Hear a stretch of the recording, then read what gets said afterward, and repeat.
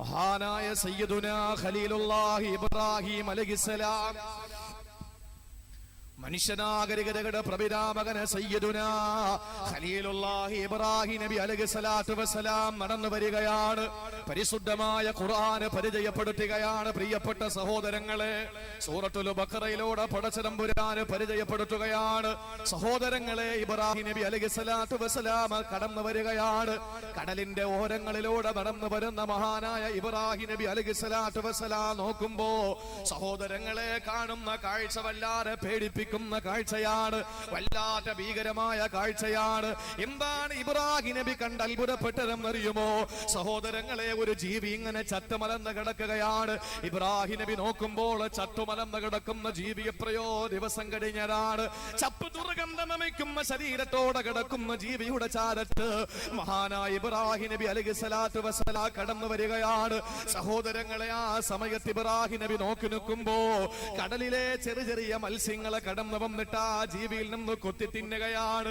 ശ്രദ്ധയോടെ മനസ്സിലാക്കണേ പ്രിയപ്പെട്ടവരെ, വിശുദ്ധ ഖുർആനിന്റെ മുഫസ്സിരീങ്ങള് അള്ളാന്റെ പരിശുദ്ധമായ ഖുർആൻ സൂറത്തുൽ ബഖറ എടുത്ത് പരിശോധിച്ചാൽ ആ സൂറത്തിന്റെ ആയത്തിലൂടെ പടച്ച തമ്പുരാന്റെ ആയത്തിനെ വിശദീകരിച്ചുകൊണ്ട് മഹാരഥന്മാരായ മുഫസ്സിരീങ്ങൾ പരിചയപ്പെടുത്തുകയാണ്. പരിശുദ്ധമായ ഖുർആൻ പറയട്ടെ, അള്ളാന്റെ പ്രവാചകന് സയ്യിദുനാ ഖലീലുല്ലാഹി ഇബ്രാഹിം അലൈഹിസ്സലാത്തു വസ്സലാം കടന്നു വരുന്ന വഴിയോരത്ത് ഇബ്രാഹിം നബി നോക്കുമ്പോൾ ഒരു ജീവി ചത്തുമലന്ന് കിടക്കുകയാണ്. വല്ലാതെ ദുർഗന്ധമമിക്കുന്ന ജീവിയാണ്. ചത്തുമലന്ന് കാലമേ പോട്ട് പൊങ്ങിക്കിടക്കുകയാണ്. നോക്കി നിൽക്കുമ്പോൾ ഇബ്രാഹിം നബി അത്ഭുതപ്പെട്ടിക്കൊണ്ട് കടലിൽ നിന്ന് ചെറിയ ചെറിയ പരൽ മത്സ്യങ്ങൾ കയറി വന്നിട്ട് ആ ജീവിയിൽ നിന്ന് കൊത്തി തിന്നുകയാണ്. ഇബ്രാഹിം നബി ഒന്ന് മാറി നിന്ന് ശ്രദ്ധിക്കുകയാണ്. സുബ്ഹാനല്ലാഹ്, ഇബ്രാഹിം നബി നോക്കുമ്പോ ആ ജീവിയെ കൊത്തി തിന്നിട്ട് ആ മത്സ്യത്തിന്റെ ചെറിയ വയറങ്ങ് നിറഞ്ഞപ്പോ, ആ ചെറുപ്രാണികളായ ചെറിയ മത്സ്യങ്ങളുടെ വയറ് നിറഞ്ഞപ്പോൾ ആ മത്സ്യമരാ നേരെ കടലിലേക്ക് ഇറങ്ങി പോവുകയാണ്. ഇബ്രാഹിം നബി അവിടെ തന്നെ നിന്നു. കുറച്ചു കഴിഞ്ഞപ്പോൾ വലിയ മൃഗങ്ങളതാ ഓടി വരികയാണ്. വന്യമൃഗങ്ങൾ ഓടി പാഞ്ഞു വരികയാ. ഓടി ഇറങ്ങി വന്നുകൊണ്ട് ഇബ്രാഹിം നബിയുടെ മുമ്പിൽ വെച്ച് ആ ചപ്പ കിടക്കുന്ന ജീവിയരാ കടിച്ചു കീറി തിന്നുകയാണ്. ഇബ്രാഹിം നബി അത്ഭുതത്തോടെ ഭയത്തോടെ മാറി നിന്ന് നോക്കുമ്പോൾ സഹോദരങ്ങളെ, പക്ഷിപറവാടികൾ പറന്നു വരികയാണ്. പക്ഷിക്കൂട്ടങ്ങൾ പറന്നു വന്ന് ഇബ്രാഹിം നബി നോക്കി നിന്നപ്പോൾ ആ പക്ഷിക്കൂട്ടങ്ങൾ വന്ന് മത്സ്യം കഴിച്ചിട്ട് പോയതിന്റെ ബാക്കി, മൃഗങ്ങളെ കഴിച്ചിട്ട് പോയതിന്റെ ബാക്കി ആ പക്ഷിപറവാടികൾ ഇങ്ങനെ കൊത്തിപ്പറക്കി തിന്നുകൊണ്ടു പോവുകയാണ്. അതിന്റെ ശരീരത്തിൽ നിന്ന് ബാക്കി വന്ന തോലും തൊലിയുമെല്ലാം കൊത്തി വലിച്ചു കൊണ്ടുപോവുകയാണ്. ഇബ്രാഹിം നബി അത്ഭുതത്തോടെ അവിടെ നിന്നു. പെട്ടെന്നാണ് ഇബ്രാഹിം നബിയുടെ മനസ്സിലൊരു സംശയം വന്നത്. അല്ലാഹുവേ, ഈ ജീവിയെ നാളെ പരലോകത്ത് നീ ഒരുമിച്ച് കൂട്ടുമല്ലോ. സഹോദരങ്ങളെ, മനുഷ്യരെ മാത്രമല്ലല്ലോ അല്ലാഹു പരലോകത്ത് ഒരുമിച്ച് കൂട്ടുന്നത്. മനുഷ്യരെ മാത്രമല്ലല്ലോ, മൃഗങ്ങളെ ഒരുമിച്ച് കൂട്ടും, പക്ഷിപറവാടികളെ ഒരുമിച്ച് കൂട്ടും. അതുപോലെ തന്നെ അല്ലാഹു തആല അവന്റെ ജീവികളായ മുഴുവൻ ജീവനുള്ള വസ്തുക്കളെയും നാളെ പരലോകത്ത് അവന്റെ ഭീകരമായ ഭീവലുഷമായ കഠിനമായ കോടതിയിൽ അല്ലാഹു ഒരുമിച്ച് കൂട്ടുന്നതാണ്. അങ്ങനെ അവന്റെ കോടതിയിലെ മനുഷ്യരെയും അതുപോലെ മൃഗങ്ങളെയും ഒരുമിച്ച് കൂട്ടുമ്പോൾ ഈ ജീവിയെ നീ എങ്ങനെയാണ് പടച്ചവനെ ഒരുമിച്ച് കൂട്ടുക? എന്തുകൊണ്ടാണ് ഈ ജീവിയുടെ പകുതി ഭാഗം മത്സ്യം തിന്നുകൊണ്ടുപോയി കടലിലാണ്, ബാക്കി വന്നത് മൃഗം കൊത്തി വലിച്ചു തിന്നുകൊണ്ടുപോയത് കാട്ടിലേക്കാണ്, അതിന്റെ ബാക്കി വന്നത് കൊത്തിപ്പറക്കി തിന്നുകൊണ്ടുപോയത് അന്തരീക്ഷത്തിലൂടെയാണ്. അല്ലാഹുവേ, നാളെ എങ്ങനെയാ ഈ പക്ഷികളെ ഈ മൃഗത്തെ നീ ഒരുമിച്ച് കൂട്ടുക? ഈ ജീവിയെ നീ എങ്ങനെയാണ് പരലോകത്ത് ഒരുമിച്ച് കൂട്ടുക? നീ ഇന്ന് വരെ ചിന്തിച്ചിട്ടുണ്ടോ ചെറുപ്പക്കാരാ? ഇന്ന് വരെ ചിന്തിച്ചിട്ടുണ്ടോ എന്റെ പ്രിയപ്പെട്ട പെങ്ങളെ? ഒരു സെക്കൻഡ് നീ ഒന്ന് ചിന്തിക്കുക. അല്ലാഹുവേ, എത്ര രംഗങ്ങളാ ഞാനും നിങ്ങളെ കാണുക.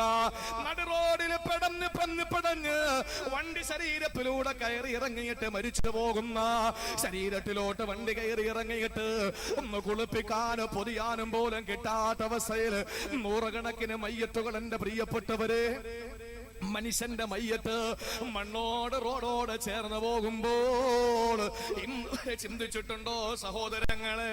നാളെ എങ്ങനെയാണ് അല്ലാഹു ഇതിനെ ഉയർത്തെഴുന്നേൽപ്പിക്കുന്നത്?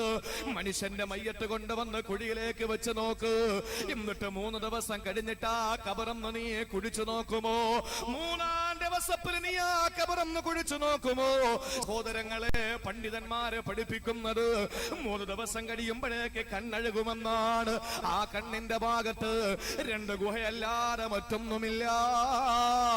എത്ര സ്നേഹത്തോടെ കഴിഞ്ഞിരുന്നവരാണെങ്കിലും, എത്ര സന്തോഷത്തോടെ കഴിഞ്ഞിരുന്നവരാണെങ്കിലും, സഹോദരങ്ങളെ 3 ദിവസം കഴിയുന്ന സമയത്ത് അവന്റെ ജീവിതത്തിൽ അവനെ എത്രത്തോളം ആനന്ദത്തോടെ ആഹ്ലാദത്തോടെ കഴിഞ്ഞിരുന്നവരാണെങ്കിൽ 3 ദിവസം കഴിഞ്ഞവന്റെ മയ്യത്തടക്കിയിരിക്കുന്ന കുഴിയൊന്ന് കുഴിച്ചു നോക്കിയാൽ സുബ്ഹാനല്ലാഹ് 2 കണ്ണിന്റെ ഭാഗത്ത് 2 കുഴിയല്ല മറ്റൊന്നുമില്ല.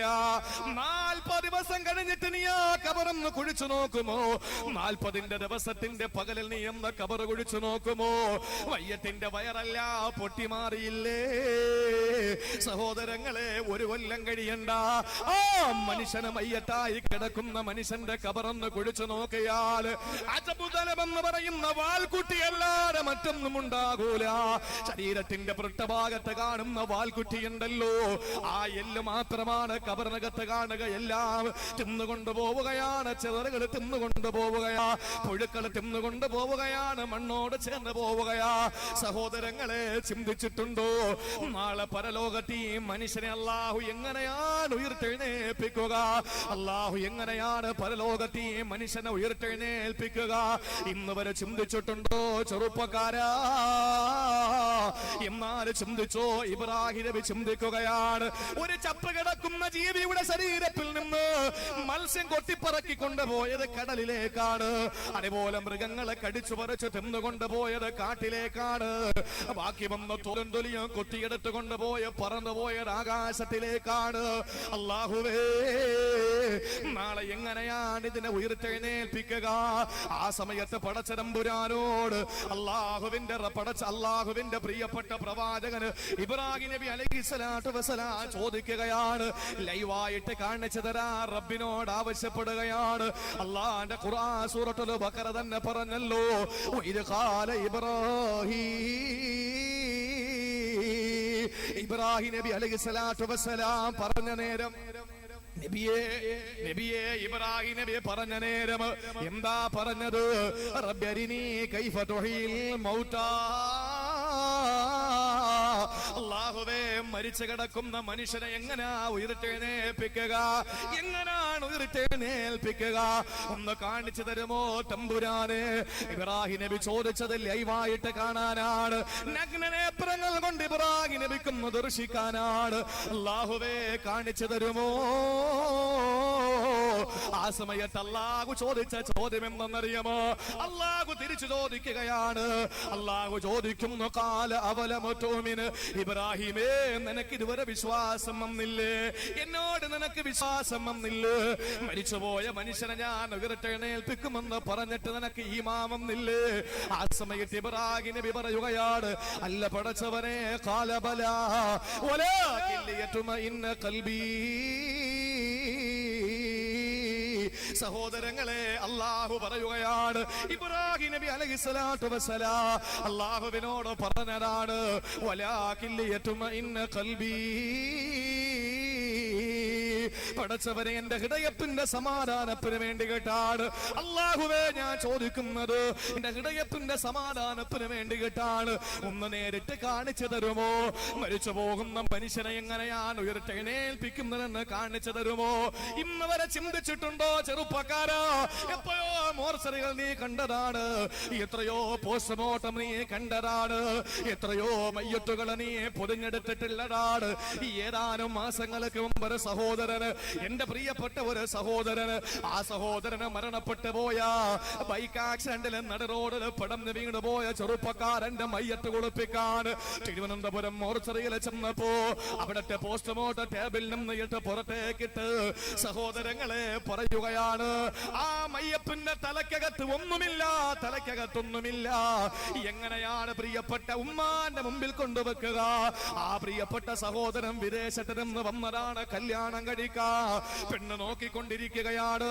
പക്ഷേ ഒന്നും ഉറച്ചിട്ടില്ല. ആ ചെറുപ്പക്കാരൻ പെട്ടെന്ന് എവിടെയോ ആവശ്യം വന്ന് പോകുമ്പോഴാണ് എതിരെ വന്ന വാഹനവുമായി വണ്ടി കൂട്ടിയിടിച്ചിട്ട് ആ ചെറുപ്പക്കാരൻ നടു റോഡിലെ തലയിലൂടെ വണ്ടി കയറി ഇറങ്ങി. സുബ്ഹാനല്ലാഹ്. ആ സഹോദരൻ എന്നോട് പറയുകയാണ്, കുളിപ്പിക്കാൻ നേരത്തെ തലക്കകത്തൊന്നുമില്ലാതെ വന്നപ്പോ കടയിൽ ചെന്ന് പഞ്ഞി വാങ്ങിയിട്ട് എത്രയോ കെട്ട് പഞ്ഞിയാണ് തലക്കകത്ത് കുട്ടിക്കയറ്റിയത്. എന്നിട്ടാണ് മയ്യത്ത് പൊരിഞ്ഞ് വീട്ടിൽ കൊണ്ടുവച്ചത്. എങ്ങനാണ് ഒരു ഉമ്മ സഹിക്കുക? എങ്ങനാണ് ഒരു ഉപ്പ സഹിക്കുക?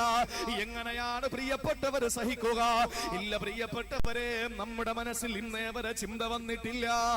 എങ്ങനെയാണ് പടച്ച തമ്പുരാൻ ഉയർത്തെഴുന്നേൽപ്പിക്കുക? മരിച്ചു മണ്ണോടെ ചേർന്ന് പോയാൽ നാളെ ഉയർത്തെഴുന്നേൽപ്പിക്കുന്നത് എങ്ങനാണ് എന്ന് ചിന്ത വന്നിട്ടില്ല. ഇബ്രാഹിം നബി ചോദിച്ചപ്പോ അല്ല തിരിച്ചു ചോദിച്ചത് ഇതുവരെ വിശ്വാസം വന്നില്ല എന്നാ? അല്ല, അല്ലാ എന്റെ ഇടയപ്പിന്റെ സമാധാനത്തിനു വേണ്ടിയിട്ടാണ്. അല്ലാഹുവേ കാണിച്ചു തരുമോ എന്ന് പറഞ്ഞപ്പോൾ ഇതാ കാണിക്കാൻ പോവുകയാണ്. എന്റെ പ്രിയപ്പെട്ട ഇടവനക്കാട് ഒരുമിച്ച് കൂടിയ പ്രിയപ്പെട്ട സഹോദരങ്ങളെ, എന്റെ അനുവാചകരെ, എന്റെ പ്രിയപ്പെട്ട സഹോദരിമാരെ, സഹോദരങ്ങളെ, എങ്ങനെയാണ് മരിച്ചു കിടക്കുന്ന മയ്യത്ത് മണ്ണോട് ചേർന്ന് പോയിട്ട് നാളെ പടച്ച തമ്പുരാൻ പരലോകത്തെങ്ങനാ ഉയർത്തെഴുന്നേൽപ്പിക്കുന്നതെന്ന് ഇബ്രാഹിം നബിക്കല്ല ലൈവായിട്ട് കാണിച്ചു കൊടുക്കാൻ പോവുകയാണ്. അല്ലാഹു ഇബ്രാഹിം നബിയോട് പറഞ്ഞതെന്തെന്നറിയോ? ഖാല ഫഖുദ് അർബഅതൻ മിനത്വയ്ർ. ഇബ്രാഹിം നബിയെ, നിങ്ങൾ 4 പക്ഷികളെ ഒന്ന് പിടിക്കുമോ? 4 പക്ഷികളെ ഒന്ന് വിളിക്കുമോ? ആ 4 പക്ഷികളെ നിങ്ങൾ പിടിച്ചിട്ട് നിങ്ങൾ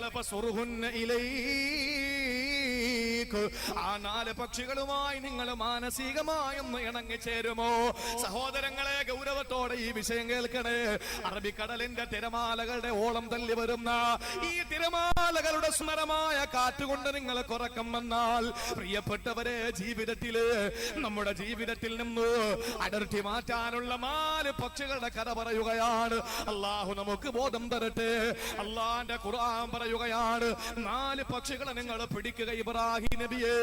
എന്നിട്ട് ആ പക്ഷികളുമായി നിങ്ങൾ മാനസികമായി ഒന്ന് പൊരുത്തപ്പെടുക, മാനസികമായിട്ടൊന്ന് ഇണങ്ങിച്ചേരുക. എന്നിട്ടോ നിങ്ങൾ ഒരു ദിവസം ആ 4 പക്ഷികളെയും അറുക്കുക. എന്നിട്ട് അതിന്റെ മാംസമെല്ലാം കൂട്ടിയിട്ട് ഒരുമിച്ച് കൂട്ടുക. എന്നിട്ട് 4 പർവ്വതത്തിന്റെ മുകളിൽ കൊണ്ടുവെക്കുക.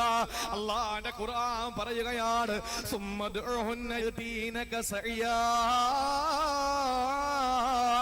അല്ലാഹു പറയുകയാണ്, നേരെ പർവ്വതത്തിന്റെ താഴെ വന്നിട്ട് ആ പക്ഷികളെ നിങ്ങൾ വിളിച്ചു നോക്കി ഇബ്രാഹിം നബിയെ. ആ പക്ഷികള് പാറിപ്പറന്ന് നിങ്ങളുടെ മുമ്പിൽ വരുന്നതാണ്. സഹോദരങ്ങളെ, ഇബ്രാഹിം നബിയോടല്ല പറഞ്ഞു കൊടുത്തത് എന്താണ്? ആദ്യം 4 പക്ഷികളെ പിടിക്കുക, എന്നിട്ട് അറുക്കാൻ പറഞ്ഞില്ല. ആ 4 പക്ഷികൾ നിങ്ങളുമായിട്ടൊന്ന് ഇണങ്ങിച്ചേരട്ടെ. എന്നിട്ട് ഒരു ദിവസം നിങ്ങൾ ആ പക്ഷികളെ അറുക്കുക. എന്നിട്ട് അതിന്റെ 4 പക്ഷികളുടെ മാംസം ഒന്ന് ഇളക്കി കൂട്ടുക. എന്നിട്ട് 4 പർവ്വതത്തിന്റെ മുകളിൽ കൊണ്ടുവെക്കുക. ഒരു പക്ഷിയുടെ തല ഈ പർവ്വതത്തിലാണെങ്കിൽ അതിന്റെ ചിറക് മറ്റേ പർവ്വതത്തിലായിരിക്കാം. അറിയാൻ പറ്റില്ല. 4 പക്ഷികളുടെയും ശരീരമെല്ലാം മാംസമെല്ലാം ഒരുമിച്ച് കൂട്ടിയിരിക്കുകയാണ്. എന്നിട്ട് താഴെ വന്നിട്ട് ആ പക്ഷികളെ വിളിച്ചു നോക്ക്. ആ പക്ഷികള് പാറിപ്പറന്ന് നിങ്ങളുടെ മുമ്പിൽ വരുമെന്ന് അള്ളാന്റെ പരിശുദ്ധ ഖുർആൻ. ഇബ്രാഹിം നബി അലൈഹിസ്സലാത്തു വസ്സലാം 4 പക്ഷികളെ പിടിച്ചു. നിങ്ങളൊന്ന് ശ്രദ്ധിക്കും. ഈ റബ്ബർ ബാൻഡ് വഴല് പറഞ്ഞില്ലേ നിങ്ങൾക്ക് ഉറക്കം വരും. പക്ഷെ എനിക്ക് അങ്ങനെ അങ്ങോട്ട് നീട്ടിപ്പരത്തി വഴല് പറയാൻ പറ്റൂല. കാരണം ഇത് മനസ്സിലാക്കിയിട്ട് പോകണം. അള്ളാഹു ഈ 4 പക്ഷികളെ പിടിച്ചിട്ട് അതിനങ്ങോട്ട് അറുക്കാനല്ല ആദ്യം പറഞ്ഞത്. അള്ളാഹ് പറഞ്ഞത് എന്താണ്? 4 പക്ഷികളെ പിടിച്ചിട്ട് നിങ്ങൾ അതുമായിട്ട് മാനസികമായിട്ടൊന്ന് ഇണക്കം ഉണ്ടാക്കണം എന്ന് പറഞ്ഞാൽ, നമ്മുടെ സഹോദരിമാരെ കണ്ടിട്ടില്ലേ? ഭർത്താവ് മരിച്ചാലും സഹിക്കും, വലിയ കരച്ചില് വരൂല, കരഞ്ഞാൽ തന്നെ 3 ദിവസം കരയും. പക്ഷേ മുട്ടയിടുന്ന കോഴി ചത്തുപോയാൽ 1 മാസത്തേക്ക് അവർക്ക് സങ്കടമായിരിക്കും. എന്താ കാര്യം? ചില സഹോദരിമാര് ചില ജീവികളുമായിട്ട്, സഹജീവികളുമായിട്ട് നല്ല ഇണക്കത്തിലായിരിക്കും. നമ്മൾ അങ്ങനെ ഉള്ളവരാ. നമ്മളെ പറ്റി പറയുന്നത് നമ്മളൊക്കെ മൃഗങ്ങളുടെ ശത്രുക്കളെന്ന അല്ല. ഒരു ഉസ്താദിനെ കണ്ടാലും തക്ബീർ ഇടണമെന്നില്ല, ഒരു തങ്ങളെ കണ്ടാലും തക്ബീർ ഇടണമെന്നില്ല. പക്ഷേ നീ ഉളുഹിക്ക് നിർത്തിയിരിക്കുന്ന മൃഗത്തെ കണ്ടാൽ തക്ബീർ ചെല്ലണമെന്ന് മുഹമ്മദ് മുസ്തഫ. അപ്പൊ മൃഗങ്ങളോട് കാരുണ്യം കാണിക്കണമെന്ന് പഠിപ്പിച്ച ഒരേ ഒരു മതം ഇസ്ലാം മാത്രമേ ഉള്ളൂ. നീ അറുത്ത് കഴിക്കാൻ പോകുന്ന നിന്റെ മൃഗത്തിന്റെ മുമ്പിൽ വെച്ച് നീ കത്തി പോലും കാണിക്കാൻ പാടില്ല, കത്തി തേക്കാൻ പാടില്ല. അതിന് തിരിച്ചറിവുണ്ടോ ഇല്ലയോ അതൊന്നും പ്രശ്നമല്ല. അതിന്റെ മുമ്പിൽ വെച്ച് നീ അത് ചെയ്യാൻ പാടില്ല. നമ്മുടെ വിഷയം അതല്ല. എന്റെ പ്രിയപ്പെട്ട സഹോദരങ്ങൾ, ഇത്രയേ ഉള്ളൂ. ഈ ഭാഗത്തേക്ക് ഒന്ന് കൊടുക്കാൻ പറ. പരന്ന് കിടക്കുന്നോണ്ടൊരു സുമാറ് വരുന്നില്ല. ഒന്ന് റിപ്പീറ്റ് ഓളിയും കൊടുക്കും. റിപ്പീറ്റ് ഓളിയും കൊടുക്കും. ഇതിന്റെ റിപ്പീറ്റ് ഓളിയും കൊടുക്കും. പ്രിയപ്പെട്ട സഹോദരങ്ങളെ, 4 പക്ഷികളെ പിടിച്ചിട്ട് മാനസികമായിട്ടൊന്ന് ഇണങ്ങി ചേർക്കാൻ. നമ്മളൊക്കെ ഉളുഹി കൊടുത്തവരാണല്ലോ. ഒന്ന് ചിന്തിക്കും. നമ്മളിപ്പോ 2 മർഹല അപ്പുറത്തായിരിക്കുന്നത്. നിങ്ങൾ കരയണോ ചിരിക്കണോ എന്നൊന്നും എനിക്കറിയില്ല. ഞാനിങ്ങനെ പറയുന്നു, നിങ്ങൾ ദൂരെ ഇങ്ങനെ ഇരിക്കും. അതുകൊണ്ട് ഒന്ന് ശ്രദ്ധിച്ചോളണം ഇൻഷാ അല്ലാഹ്. ഉളുഹിയ നമ്മൾ കൊടുക്കാറുണ്ടല്ലോ. നമ്മൾ എങ്ങനെ ഉളുഹിയ കൊടുക്കുന്നത്? എങ്ങനെ കൊടുക്കുന്നത്? ദുൽഹിജ്ജ 10 അന്ന് ഉളുഹിയ കൊടുക്കാൻ വേണ്ടിയിട്ട് 7, 6, 5 ഒക്കെ ആകുമ്പോൾ നമ്മൾ ഏതെങ്കിലും അടുത്തുള്ള മാർക്കറ്റിൽ പോകുന്നു, ഒരു മൃഗത്തെ വാങ്ങുന്നു, അത് കൊണ്ടുവന്ന് പള്ളിപ്പറമ്പിലോ വീടിന്റെ ഏതെങ്കിലും ഭാഗത്തോ കെട്ടുന്നു. പെരുന്നാളിന്റെ അന്ന് പകല് നമ്മൾ അതിനെ അറുക്കുന്നു, കുറച്ച് സദക്ക കൊടുക്കുന്നു, ബാക്കിയൊക്കെ നമ്മൾ ഫ്രിഡ്ജിനകത്ത് കൊണ്ടുവെക്കുന്നു. ഇതല്ലേ സംഭവിക്കുന്നത്? എന്നിട്ട് നമ്മൾ പറയും നമ്മൾ ഉളുഹിയ കൊടുത്തു, നമ്മൾ ഉളുഹിയ കൊടുത്തു. എന്നാൽ എന്റെ സഹോദരങ്ങളെ, ആ മൃഗത്തെ നീ അറുത്തിട്ട് ആ മൃഗത്തെ അറുക്കുമ്പോ നിനക്ക് എന്തു വേദനയാണ് വരിക? ഒരു വേദനയും വരില്ല. എന്നാൽ ഇസ്ലാം പഠിപ്പിച്ചത്, ഒരു മൃഗത്തെ, ആ മൃഗത്തെ നീ വാങ്ങി നിന്റെ വീട്ടിൽ നിർത്ത്. നീ അതിനെ കുളിപ്പിക്ക്, നീ അതിനെ തഴുകി തലോട്. അതിന്റെ രോമകൂപങ്ങൾ നിനക്ക് കൂലി കിട്ടുന്ന കാര്യമാണ്. നീ അതിനെ കാണുമ്പോ തക്ബീർ ചൊല്ല്, നീ അതുമായിട്ട് നല്ലതുപോലെ ഒന്ന് ഇണങ്ങിച്ചേര്. എന്നതിന് ശേഷം ദുൽഹിജ്ജ 10 അന്ന് പകലിൽ നീ അതിനെ കിടത്തിയിട്ട് അതിനെ നീ അറുക്കുമ്പോൾ, അത് കൈകാലിട്ട് പിടക്കുമ്പോൾ നിന്റെ ഹൃദയം പിടക്കും. അതിന്റെ രക്തം ഒലിച്ചിറങ്ങുമ്പോ നിന്റെ കണ്ണ് നനയും. എന്നിട്ട് നീ കരളിന്റെ ഭാഗത്ത് നിന്ന് കുറച്ചെടുത്തിട്ട് ബാക്കി മുഴുവനും സ്വതക്കോട്. അതാണ് ഉളുഹി എന്ന് പറയുന്നത്. മാനസികമായിട്ട് നമുക്ക് ആ മൃഗങ്ങളുമായിട്ട് ഒരു അടുപ്പം ഉണ്ടാകണം. ആ അടുപ്പം നമ്മൾ മാനസികമായിട്ട് മൃഗങ്ങളുമായിട്ട് ഉണ്ടാകുമ്പോഴാണ് ആ മൃഗത്തെ കിടത്തി അറുക്കുമ്പോൾ നമ്മുടെ ഹൃദയം പിടയ്ക്കുന്നത്. അള്ളാഹു നമുക്കതിനുള്ള ഭാഗ്യം നൽകി അനുഗ്രഹിക്കുമാറാവട്ടെ. എന്റെ പ്രിയപ്പെട്ട സഹോദരങ്ങളെ, ഇബ്രാഹിം നബിയോട് അള്ളാഹു പറഞ്ഞു, ആ 4 പക്ഷികളെ പിടിച്ചിട്ട് മാനസികമായിട്ടും നീ ഇണക്കി ചേർക്കുക. ആ 4 പക്ഷികൾ നിങ്ങളുമായിട്ടും നീ ഇണങ്ങി ചേരട്ടെ. ആ 4 പക്ഷികൾ ഇണങ്ങി ചേർന്ന് കഴിഞ്ഞാൽ നിങ്ങളെ കണ്ടാൽ വല്ലാതെ സന്തോഷം വരുന്ന പക്ഷികളായി. വെള്ളം കുടിക്കണമെങ്കിൽ നിങ്ങൾ കൊടുക്കണം, തീറ്റ തിന്നണമെങ്കിൽ നിങ്ങൾ കൊടുക്കണം. അവരവസ്ഥയിലേക്ക് ആ പക്ഷികൾ എത്തുന്ന സമയത്ത് അള്ളാന്റെ ഖുർആൻ പടച്ചതമ്പുരാൻ പരിചയപ്പെടുത്തുകയാണ്. ഇബ്രാഹിം നബിയോട് അല്ലാഹു പറഞ്ഞത്, ആ പക്ഷികളെ അറുത്തിട്ട് ആ പക്ഷികളെ കൊണ്ടുവന്ന് എന്ത് ചെയ്യണമെന്നാണ്. 4 പർവ്വതത്തിന്റെ മുകളിൽ കൊണ്ടുവച്ചിട്ട് നേരെ താഴെ വന്ന് വിളിക്കുക. ആ പക്ഷികളെല്ലാം പറന്ന് നിങ്ങളുടെ മുമ്പിലെത്തുമെന്നാണ്. സഹോദരങ്ങളെ, ലൈവായിട്ട് കാണിച്ചു കൊടുക്കുകയാ. ഇബ്രാഹിം നബി 4 പക്ഷികളെ പിടിച്ചുവത്രേ, എന്നിട്ടതിനെ ഇണക്കി ചേർത്തുവത്രേ, അറുത്തുവത്രേ, മാംസം കൊണ്ടുവന്ന് വെച്ചു. എന്നിട്ട് ആ മൃഗങ്ങളെ, ആ പക്ഷികളെ ഇബ്രാഹിം നബി വിളിച്ചു. ആ പക്ഷികളെല്ലാം പാറി വന്നെന്നാണ്. സഹോദരങ്ങളെ, ചരിത്രമോട്ടെ നമ്മുടെ വിശദീകരിക്കേണ്ട സമയമില്ല. നമ്മുടെ വിഷയം അതല്ല. ഇബ്രാഹിം നബി അലൈഹിസ്സലാത്തു വസ്സലാം പർവ്വതത്തിന്റെ മുകളിൽ കൊണ്ടുവച്ചരട്ട 4 പക്ഷികളെ എന്നറിയോ? ആ 4 പക്ഷികളെ പറ്റിയാണ് പ്രിയപ്പെട്ടവരെ നമുക്ക് ചർച്ച ചെയ്യാനുള്ളത്. ഇബ്രാഹിം നബി അലൈഹിസ്സലാത്തു വസ്സലാം അറുത്ത് മുറിച്ച 4 പക്ഷികളെ ഏതെന്നറിയോ? ആ 4 പക്ഷികളുടെ സ്വഭാവം എന്റെ പ്രിയപ്പെട്ടവര്, എന്റെയും നിങ്ങളുടെയും ജീവിതത്തിൽ അന്തർലീനമായി കിടക്കുകയാണ്. എന്റെയും നിങ്ങളുടെയും ഹൃദയത്തിന്റെ ഉള്ളറകളിൽ അന്തർലീനമായി കിടക്കുകയാണ്. ആ 4 പക്ഷികളെ ഇബ്രാഹിം നബി അറുത്തല്ലോ. ഇബ്രാഹിം നബി അറുത്ത 4 പക്ഷികളെ ഏതെന്നറിയോ? പണ്ഡിതന്മാര് പഠിപ്പിക്കുകയാണ്.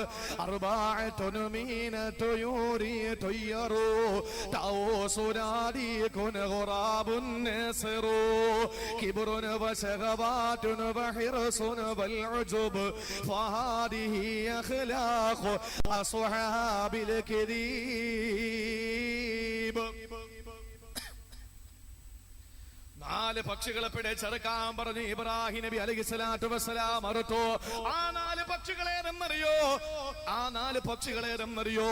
അർബഅത്തുൻ മീനത്തു യൂരി തുയ്യറു തൗസുരാദി കുൻ ഖുറാബുൻ നസ്റു. നാല് പക്ഷികളേതാണ് ഉലമാക്കളെ പഠിപ്പിക്കുകയാണ്.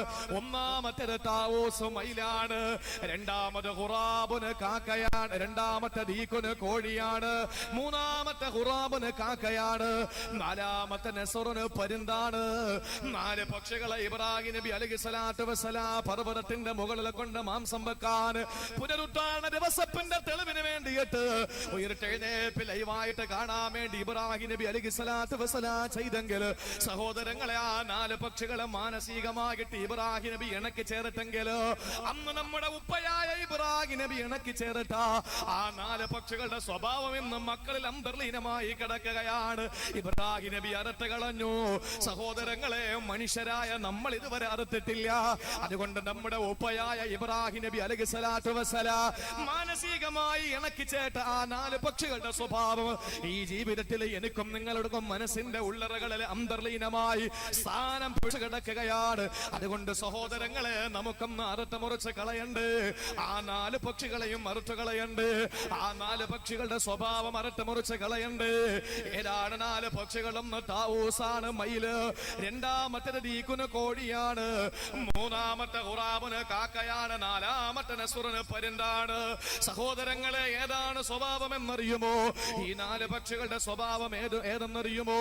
സഹോദരങ്ങളെ, ഉലമാക്കള് പഠിപ്പിക്കുകയാണ്. കിബ്റുൻ വശഹവാതുൻ വഹിർസുൻ വൽഉജുബ് ഫാദിഹി അഖ്ലാഖു അസ്ഹാബിൽ കദീബ്. നാല് പക്ഷികൾ, ഒന്നാമത്തെ പക്ഷി ഏതാണ്? മയിലാണ്. മയിലിന്റെ സ്വഭാവം ഏതെന്നറിയുമോ? സഹോദരങ്ങളെ, കിബ്റു താഊസ്,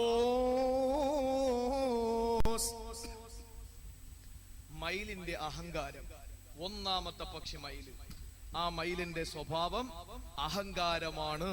ഈ അഹങ്കാരം എന്റെ പ്രിയപ്പെട്ടവരെ നമ്മളിൽ അന്തർലീനമായി കിടക്കുകയാണ്. അഹങ്കാരം നമ്മളിൽ അന്തർലീനമായി കിടക്കുകയാണ്. ഈ അഹങ്കാരം നമ്മൾ അറുത്ത് മുറിച്ച് കളഞ്ഞിട്ടില്ല എങ്കിൽ നമ്മുടെ ജീവിതത്തിൽ യാതൊരു സൗഭാഗ്യവും അല്ലാഹു തരില്ല. ഒരു സംശയവുമില്ല. നിങ്ങൾ നോക്ക്, എത്രയോ മുൻഗാമികളായ പലിശക്കാരുണ്ടായിരുന്നു. ആ പലിശക്കാര് നമ്മുടെ മുൻഗാമികളായ ചരിത്രത്തിന്റെ ഇന്നലകളിലെ പലിശ വാങ്ങിയിട്ട് ജീവിതം വല്ലാത്ത ഒരു കോലത്തിലാക്കിയ പലിശക്കാരിൽ ഏതെങ്കിലും ഒരു പലിശക്കാരനെ അള്ളാഹു ഇന്നുവരെ ശേഷിപ്പിച്ചിട്ടുണ്ടോ? ഇല്ല. ചരിത്രത്തിൽ മുൻഗാമികളായ പലിശക്കാരിൽ ഒരുത്തനെ പോലും അള്ളാഹു താല ഇന്നുവരെ ശേഷിപ്പിച്ചിട്ടില്ല. കള്ളുകുടിയന്മാർ എത്രയോ പേരുണ്ടായിരുന്നു. മരിച്ചുപോയാൽ എന്നെ മുന്തിരിവള്ളിയുടെ ചുവട്ടിൽ അടക്കം ചെയ്യണമെന്ന് പറഞ്ഞ കള്ളുകുടിയന്മാരുണ്ടായിരുന്നു. എന്നെ ഷാപ്പിനകത്ത് അടക്കണമെന്ന് പറഞ്ഞ കുടിയന്മാരുണ്ടായിരുന്നു. കള്ളൊഴിച്ചു കൊടുക്കുമ്പോൾ ആ കള്ള് കപ്പിൽ നിന്ന്, അതിന്റെ പാത്രത്തിൽ നിന്ന്, പാനപാത്രത്തിൽ നിന്ന് നിറഞ്ഞ് കവിഞ്ഞ് നിലത്ത് വീഴുമ്പോൾ അതെന്റെ ഖബറിലേക്ക് ഇറങ്ങിയിട്ട് എനിക്കൊരു സുഖം ഉണ്ടാകട്ടെ എന്ന് പറഞ്ഞ് പാടിയ അറബികൾ ഉണ്ടായിരുന്നു. ആ കള്ളുകുടിയന്മാർ ആരെയും അല്ലാഹു താല ശേഷം വരുന്ന കള്ളുകുടിയന്മാർക്ക് അവശേഷിപ്പിച്ച് കാണിച്ചു കൊടുത്തിട്ടില്ല. എത്രയോ വ്യഭിചാരികൾ ഉണ്ടായിരുന്നു. പ്രായം ഒരുപാട് ചെന്ന ആയിഷയെ പോലുള്ള വ്യഭിചാരികൾ ഉണ്ടായിരുന്നു. അവർ പിൻകാലത്ത് വന്ന ഏതെങ്കിലും ഒരു വ്യഭിചാരിക്ക് വേണ്ടി അള്ളാഹു പാഠമാക്കി മാറ്റി വെച്ചിട്ടില്ല. പക്ഷേ ഒരൊറ്റ തെമ്മാടിത്തരം ചെയ്ത്, ഒരു തെറ്റ് ചെയ്ത് ജീവിതത്തിൽ നശിപ്പിച്ചു കളഞ്ഞ ഒരുത്തന്റെ ശവശരീരം അല്ലാഹു തആല യാതൊരു കെമിക്കലും ചേർക്കാതെ, യാതൊരു സ്പിരിറ്റും അടിക്കാതെ, ഏതെങ്കിലും ഒരു പുതിയ രീതിയിലുള്ള ഏതെങ്കിലും ഒരു ശീതീകരിച്ച ഏതെങ്കിലും ഒരു മാറ്റം വരുത്താതെ അല്ലാഹു തആല ഇന്നും ശേഷിപ്പിച്ചിരിക്കുന്ന ഒരു ശരീരം, അതിന്റെ ഉടമ അഹങ്കാരിയാണ്. അല്ലാഹു നമ്മളെ കാത്തുരക്ഷിക്കട്ടെ. അഹങ്കാരികളെ പടച്ചു വിടൂല. അഹങ്കാരികളെ പടച്ചവൻ പുരാൻ വിടില്ല. അതുകൊണ്ടാണ് പറഞ്ഞത്, അല്ലാഹുവിന്റെ റസൂൽ പറഞ്ഞല്ലോ, ലാ യദ്ഖുലുൽ ജന്നത മൻ കാന ഫീ ഖൽബിഹി മിസ്ഖാലു ദർറത്തിൻ മിൻ കിബ്രി. ഒരു അണുമണി തൂക്കമെങ്ങാനും അഹങ്കാരം ഹൃദയത്തിലുള്ളവന് സ്വർഗത്തിൽ പോയില്ലെന്ന് പഠിപ്പിച്ചത് അല്ലാഹുവിന്റെ റസൂലാണ്. അണുമണി തൂക്കമെങ്ങാനും അണുമണി തൂക്കമങ്ങാന ഹൃദയത്തിൽ അഹങ്കാരമുള്ളവന് സ്വർഗത്തില് പോയില്ല എന്ന് പഠിപ്പിച്ചത് അള്ളാഹുവിന്റെ പ്രിയപ്പെട്ട പ്രവാചകനാണ്. ഇല്ല സഹോദരങ്ങളെ, എങ്ങനെയാണ് സ്വർഗത്തില് പോവുക? ആദം നബി അലൈഹിസ്സലാത്തു വസ്സലാം മുതല് ലോക അവസാനം വരെ വരുന്ന മുഴുവൻ മനുഷ്യരില് അഹങ്കാരികൾ ആരുണ്ടോ, അഹങ്കരിച്ചവരാരുണ്ടോ, അല്പമെങ്കിലും ഹൃദയത്തിന്റെ ഉള്ളറകളിൽ അഹങ്കാരം അന്തർലീനമായവന് അള്ളാന്റെ സ്വർഗം നിഷിദ്ധമാണ് എന്ന് പറയുമ്പോൾ സഹോദരങ്ങളെ, നമ്മൾ ചിന്തിച്ചതുപോലെ എല്ലാ അഹങ്കാരികളുടെ ലക്ഷണങ്ങള് അള്ളാന്റെ റസൂൽ പ്രസംഗിക്കുമ്പോൾ മുന്നിൽ വന്നിരുന്ന് പൊട്ടിക്കരഞ്ഞുകൊണ്ട് സഹാബത്ത് ചോദിക്കുകയാണ്, യാ റസൂലല്ലാഹ്, അഹങ്കാരം എന്ന് പറയുമ്പോ ഒരാള് നല്ല വസ്ത്രം ധരിക്കുന്നതാണോ അഹങ്കാരം? നല്ല വീട് വെക്കുന്നതാണോ അഹങ്കാരം? നല്ല വണ്ടി എടുക്കുന്നതാണോ അഹങ്കാരം? നല്ല പാദരക്ഷ ധരിക്കുന്നതാണോ അഹങ്കാരം? നല്ല രീതിയിൽ ജീവിക്കുന്നതാണോ അഹങ്കാരമെന്ന് ചോദിക്കുമ്പോൾ ആദരവായ പ്രവാചകനെ പറഞ്ഞു, അല്ല, ഇന്നല്ലാഹ ജമീലുൻ യുഹിബ്ബുൽ ജമാ, ഇന്നല്ലാഹ ത്വയ്യിബുൻ യുഹിബ്ബു ത്വയ്യിബാ, ഇന്നല്ലാഹ നളീഫുൻ യുഹിബ്ബുൻ നളാഫ. അല്ലാഹു അഴകുള്ളവനാണ്, അവന് വൃത്തിയുള്ളവനാണ്, അവന് പരിശുദ്ധനാണ്, അതിനെയൊക്കെ അല്ലാഹ് ഇഷ്ടപ്പെടുകയാണ്.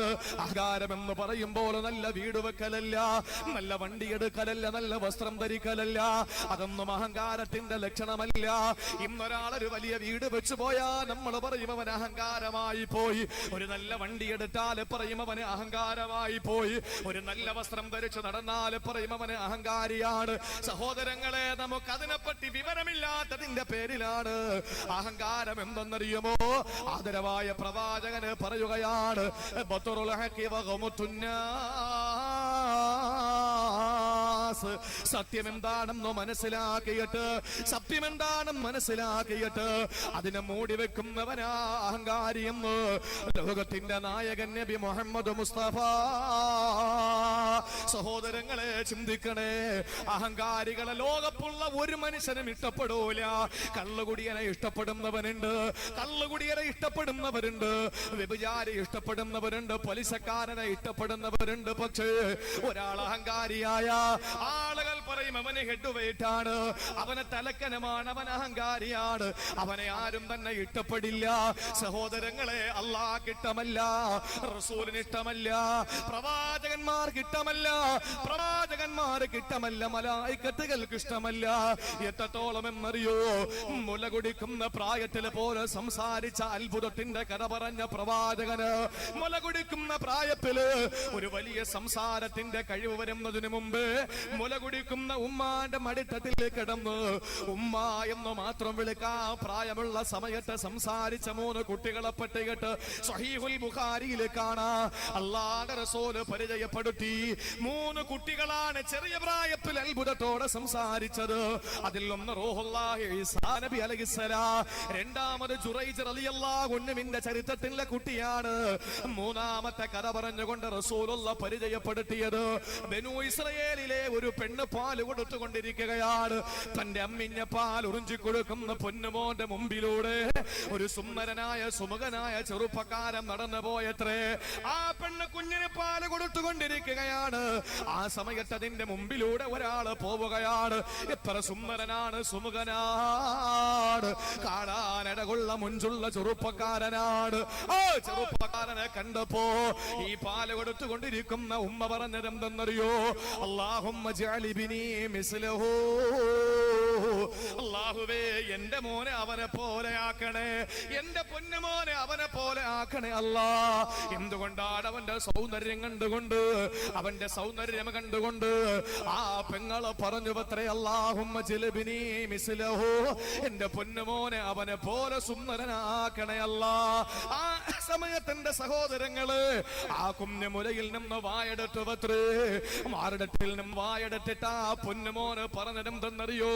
അല്ലാഹുമ്മ ലാ തജഅൽനി മിസ്ലാ, അല്ലാഹുവേ എന്നെ അവനെ പോലെ ആക്കല്ലേ അല്ലാ, എന്നെ അവനെ പോലെ ആക്കല്ലേ അല്ലാ.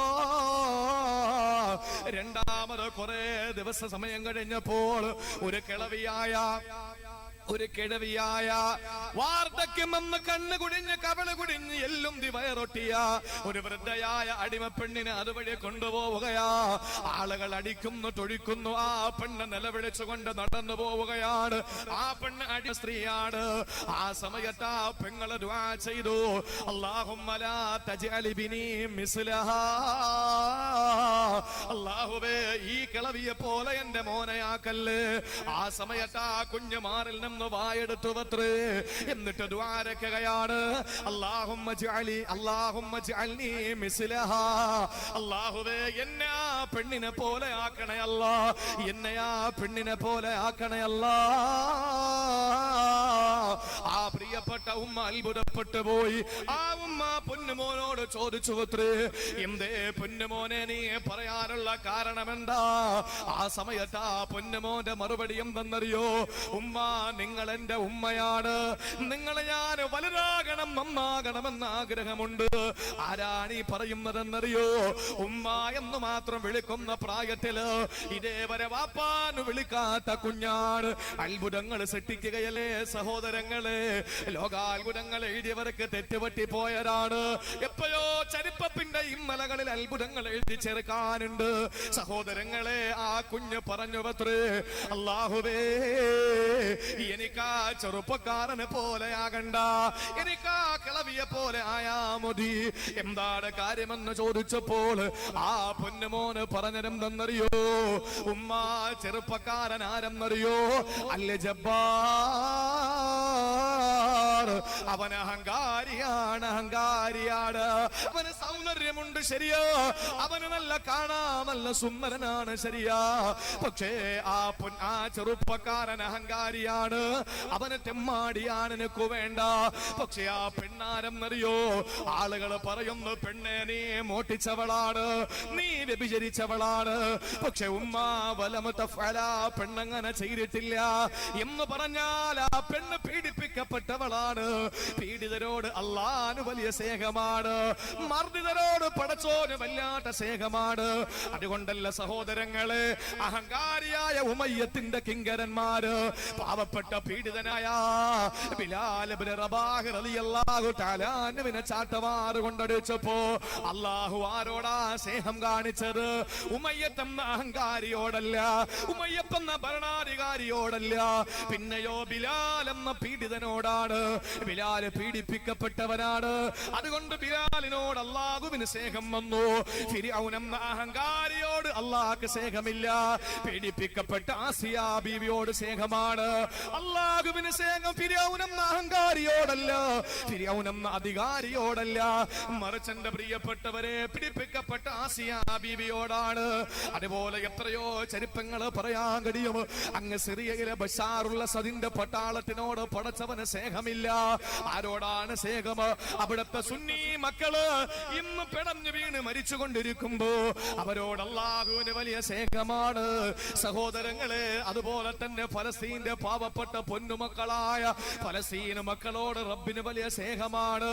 അവിടുത്തെ ജൂത പരിസകളോട് പടച്ചവന് വെറുപ്പാണ്. അവരഹങ്കാരികളാ. അല്പം കൂടി കടന്നു ചിന്തിച്ചാൽ മ്യാൻമറിലെ പാവപ്പെട്ട മുസ്ലിമിനോട് പടച്ചവന് സ്നേഹമാണ്. എന്നാൽ അവിടുത്തെ ബുദ്ധ ഭീകരവാദികളോട് പടച്ചവന് വെറുപ്പാണ്. സഹോദരങ്ങളെ, നൂറ്റാണ്ടായി 50 കൊല്ലത്തോളമായി പാവപ്പെട്ട മ്യാൻമറിലെ മുസ്ലിം സമുദായം ദുരന്തം അനുഭവിക്കുകയാണ്. ഇന്നേ വരെ മാധ്യമങ്ങളിൽ നിറഞ്ഞു നിന്നില്ല.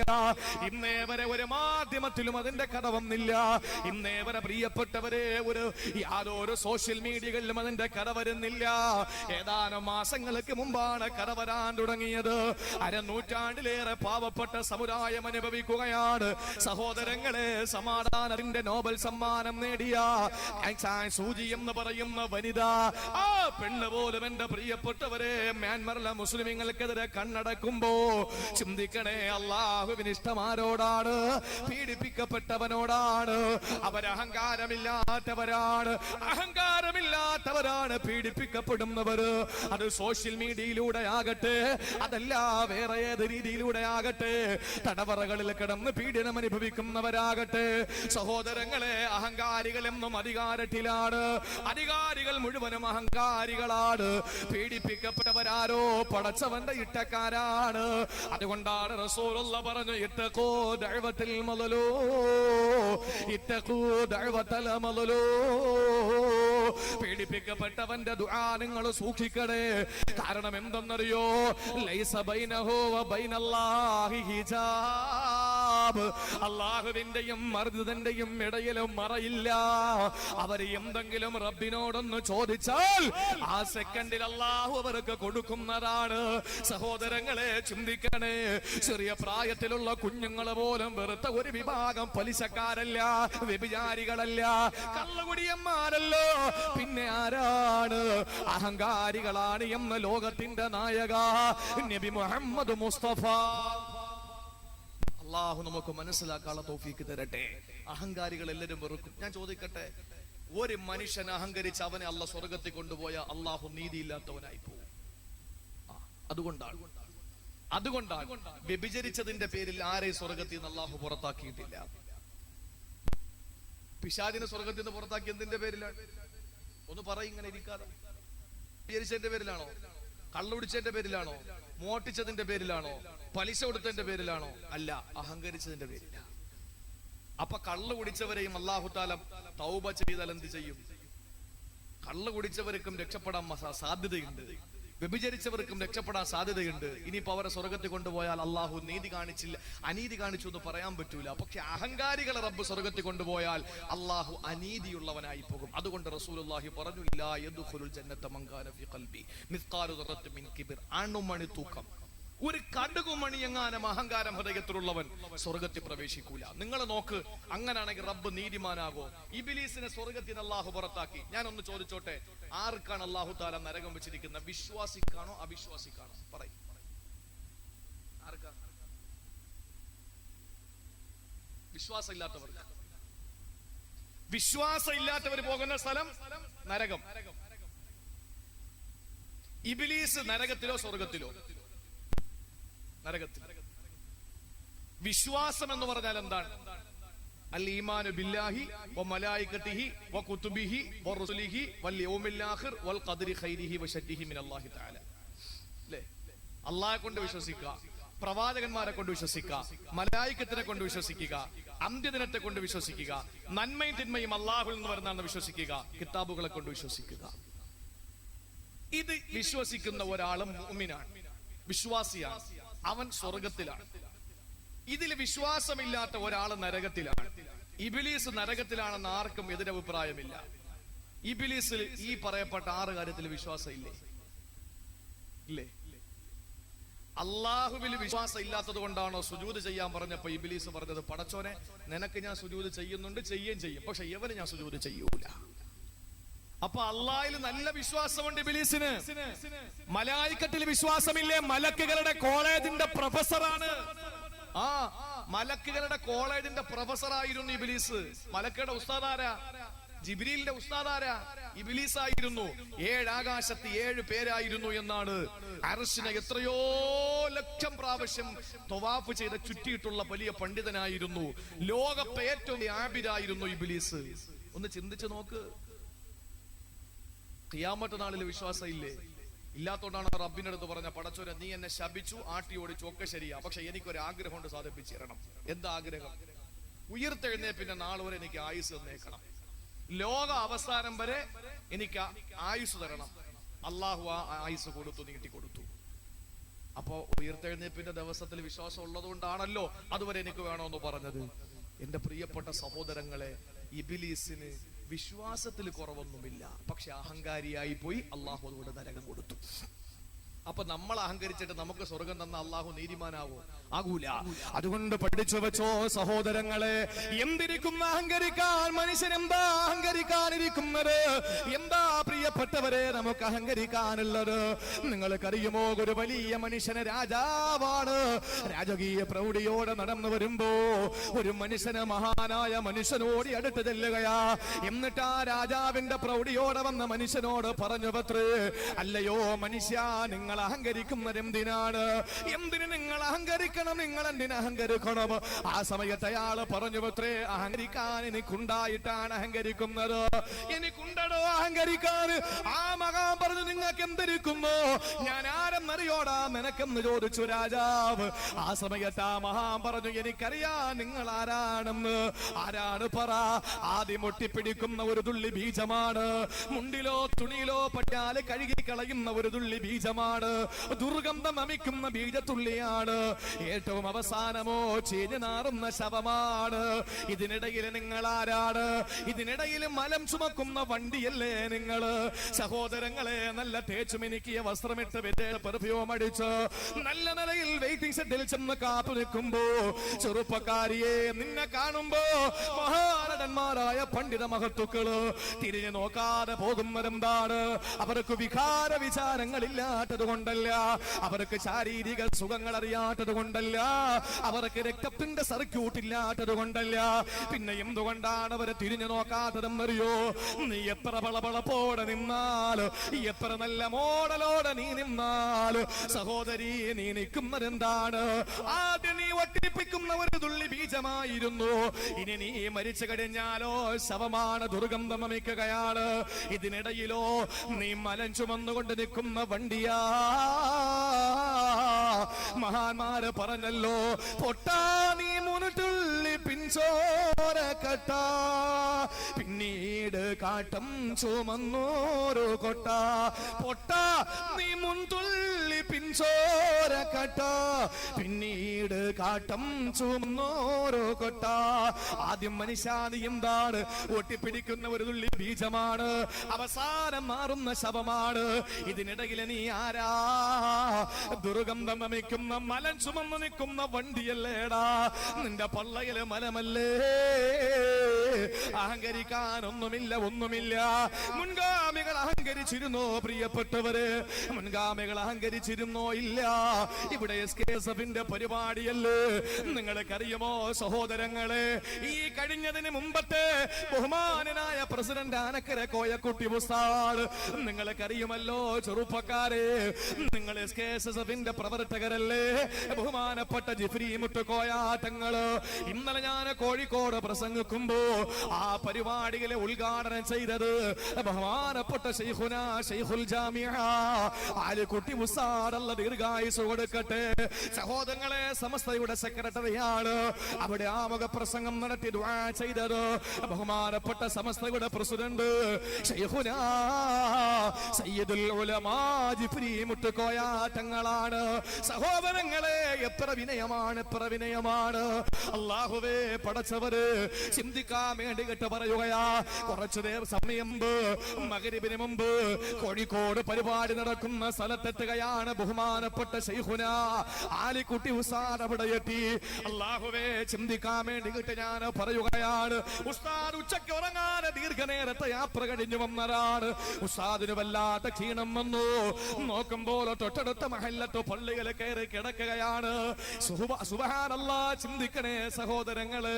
ബഹുമാനപ്പെട്ടവരൊരു സമസ്തയുടെ സെക്രട്ടറിയാണ്, ഒരു വലിയ ആത്മീയ സാമ്രാജ്യത്തിന്റെ സെക്രട്ടറിയാണ്. അപ്പോഴും എത്ര വിനയത്തോടെയാണ് സഹോദരങ്ങളെ ആളുകളെ നിസ്കരിക്കാൻ വേണ്ടി വരുന്ന അള്ളാന്റെ ഭവനമായ പള്ളിയുടെ പുറം പള്ളിയിൽ ആളുകളെത്തിയില്ല. അവിടെ കയറിയിട്ട് ഇങ്ങനെ നിവർന്ന് കിടക്കുകയാണ് ക്ഷീണം മാറ്റാ. ഇപ്പോഴത്തോളം വിനയം കാണിക്കുന്ന പണ്ഡിതന്മാര് അഹങ്കരിക്കണമെങ്കിൽ അവരല്ലേ അഹങ്കരിക്കേണ്ടത്? എന്തിരിക്കുന്ന നമുക്ക് ഇൽമുണ്ടോ? സാധാരണ അഹങ്കാരം വരുന്നത് ഇൽമില്ലാത്തപ്പോഴാണ്, പണമില്ലാത്തപ്പോഴാണ്, അധികാരമില്ലാത്തപ്പോഴാണ്. സ്വല്പം അധികാരം കിട്ടിക്കഴിഞ്ഞാൽ, അല്പം ഇൽമങ്ങാനം കിട്ടിക്കഴിഞ്ഞാൽ, അല്പ പണമെങ്ങാനം കിട്ടിക്കഴിഞ്ഞാൽ പിന്നെ നമ്മളായി ലോകത്തെ വലിയ രാജാവെന്ന ചിന്തയിൽ നടക്കുമ്പോ സഹോദരങ്ങളെ, വീടിന്റെ മുമ്പിൽ ഒരു മാമ്പഴം മാവ് നടുക. ആ മാവില് മാമ്പഴം പിടിച്ചു കഴിഞ്ഞാൽ അതിൽ മാമ്പഴം പിടിക്കുന്നതിന്റെ അളവനുസരിച്ച് അതിന്റെ ശിഖരം താഴോട്ട് വരികയാണ്. എന്ന് പറഞ്ഞാൽ മാമ്പഴം പിടിച്ചില്ലേ അതിന്റെ ശിഖരങ്ങൾ മേപ്പോട്ട് പോകുന്നതാണ്. വാഴ നട്ട് നോക്കെന്റെ ചെറുപ്പക്കാരാ, എല്ലാറ്റിലും അല്ലാഹു ദൃഷ്ടാന്തം വെച്ചിട്ടുണ്ട്. ഒരു വാഴ നട്ട് നോക്ക്, ആ വാഴ നട്ട് നോക്കിയാൽ അറിയാ, ആ വാഴ വെച്ചാൽ അതിങ്ങനെ മേപ്പോട്ട് പൊങ്ങി വരികയാണ്. അതില് കൊലയെങ്ങാനം പിടിച്ചു കഴിഞ്ഞാ കൊലയുടെ വലിപ്പത്തിന്റെ അനുസരിച്ച്, കൊലയുടെ കായുടെ വലിപ്പനുസരിച്ച് ആ വാഴ ചരിഞ്ഞ് ചരിഞ്ഞ് വരുമല്ലോ. എന്തുകൊണ്ടാണ്? അതില് ഫലം വന്നപ്പോ താഴോട്ട് വരികയാണ്. ഇൽമു വന്നാ വിനയം വേണം താഴോട്ട് വരണം, പണം കിട്ടിയാൽ വിനയം വേണം താഴോട്ട് വരണം, അധികാരം കിട്ടിയാ വിനയം വേണം താഴോട്ട് വരണം. സഹോദരങ്ങളെ, ഇന്ന് നേരെ തിരിച്ചാണ്. എന്തിരിക്കുന്നു? അഹങ്കരിക്കാനില്ല. അതുകൊണ്ട് അറുത്ത് കളഞ്ഞൂടെ പെങ്ങളെ അഹങ്കാരമെന്ന മയിലിന്റെ സ്വഭാവത്തെ. നമ്മുടെ വാപ്പാ സയ്യിദുനാ ഇബ്രാഹിം നബി അലൈഹിസ്സലാം അന്ന് മനസ്സോട് ഇണക്കി ചേട്ടാ മയിലിനെ നമ്മുടെ ജീവിതത്തിൽ നിന്ന് അറുത്തു മാറ്റിയില്ലെങ്കിൽ ഇബ്രാഹിം നബി അറുത്ത് കളഞ്ഞതുപോലെ നമ്മുടെ മനസ്സിൽ നിന്ന് അറുത്തു കളയാ മയിലിന്റെ അഹങ്കാരത്തെ. അല്ലാഹു തൗഫീഖ് തരട്ടെ, അല്ലാഹു നമുക്ക് തൗഫീഖ് തരട്ടെ. 100% ഉറപ്പാണ്, അഹങ്കാരമുള്ളവന് സ്വർഗത്തിൽ കയറാൻ പറ്റൂല. അല്ലാഹു നമ്മളെ കാത്തുരക്ഷിക്കട്ടെ. വിശുദ്ധ ഖുർആൻ പല ഭാഗത്തും പറഞ്ഞു, ഈ സ്വർഗം വെച്ചിരിക്കുന്നത് ഭൂമിയിൽ വിനയത്തോടെ നടക്കുന്നവർക്കാണ്, ഫസാദ് ഉണ്ടാക്കാതെ നടക്കുന്നവർക്കാണ്. അള്ളാഹു നമുക്കതിനുള്ള ഭാഗ്യം തരട്ടെ. നമ്മൾ ഒന്നുമല്ല. നമ്മൾ മരിച്ചുപോയ അതാ ഇരിക്കുന്നു എന്റെ പ്രിയപ്പെട്ടവരെ, എന്റെ അഴീക്കോട്ടത്തെ പ്രിയപ്പെട്ട ചെറുപ്പക്കാര് സഹോദരങ്ങൾ. ഞാൻ ഓർത്തുപോകുന്നു, ഞാൻ പരിപാടിക്ക് വരുമ്പോൾ അവരെന്നോട് പറഞ്ഞു, ഉസ്താദേ ഇന്നലെ പ്രസംഗം നടക്കുമ്പോൾ ഈ സദസ്സിലിരുന്നു കൊണ്ട് 2000 രൂപ ഏറ്റെടുത്ത ഒരു സഹോദരൻ, എന്താണ് ഷമീറോ നിസാറോ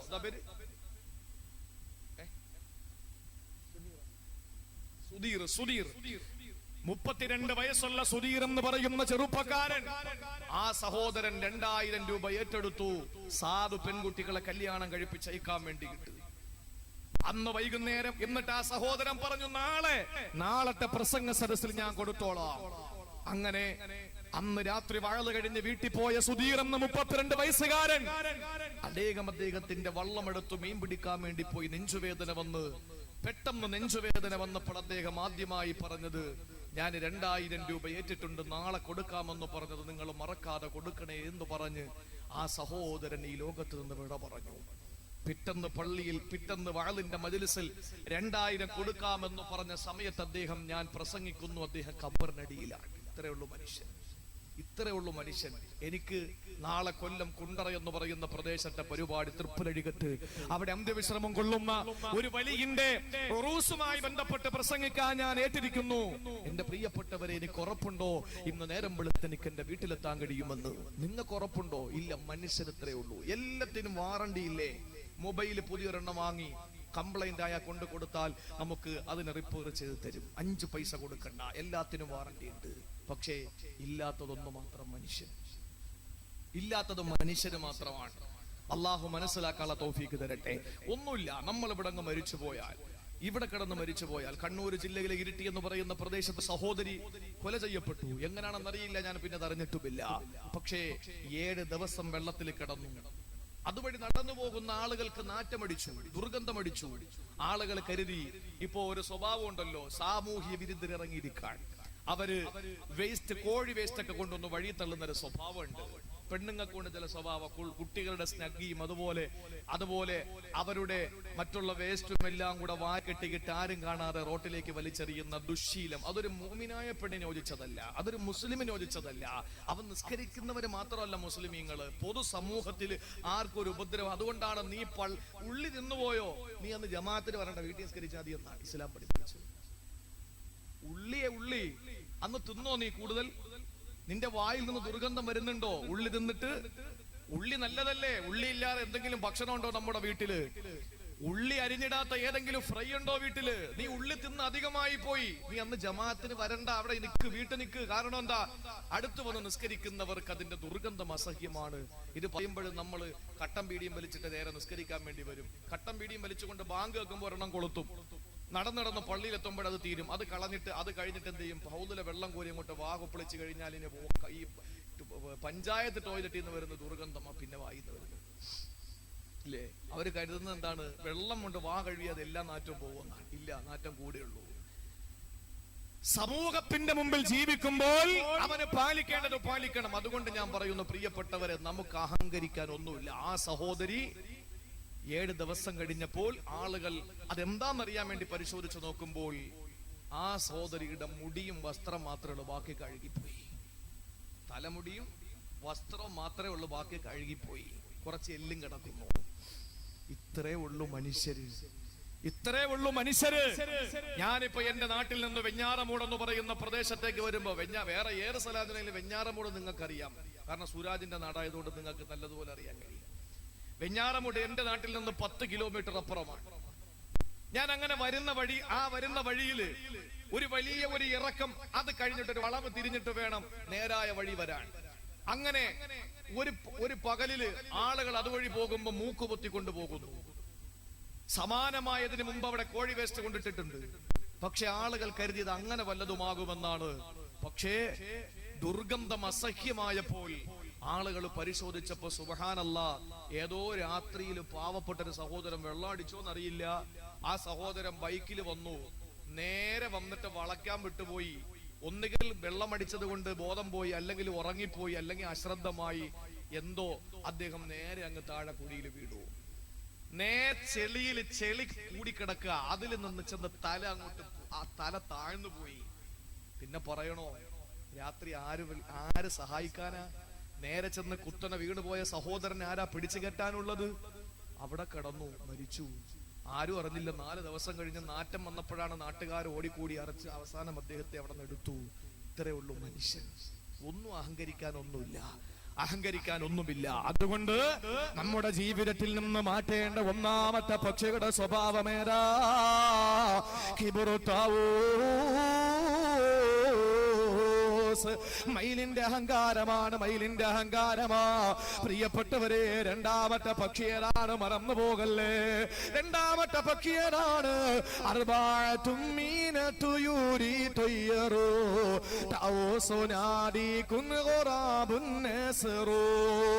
രണ്ടാമത്തെ ജീവി ഏതാണ്? ഒന്നാമത്തെ ജീവി മയിലാണ്, പക്ഷി മയിലാണ്.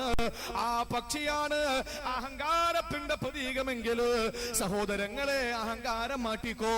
രണ്ടാമത്തെ പക്ഷി ഏതാണ്? ദീക്കുന്നത് കോഴിയാണ്. എന്താണ് കോഴിയുടെ സ്വഭാവം? എന്താണ് കോഴിയുടെ സ്വഭാവം?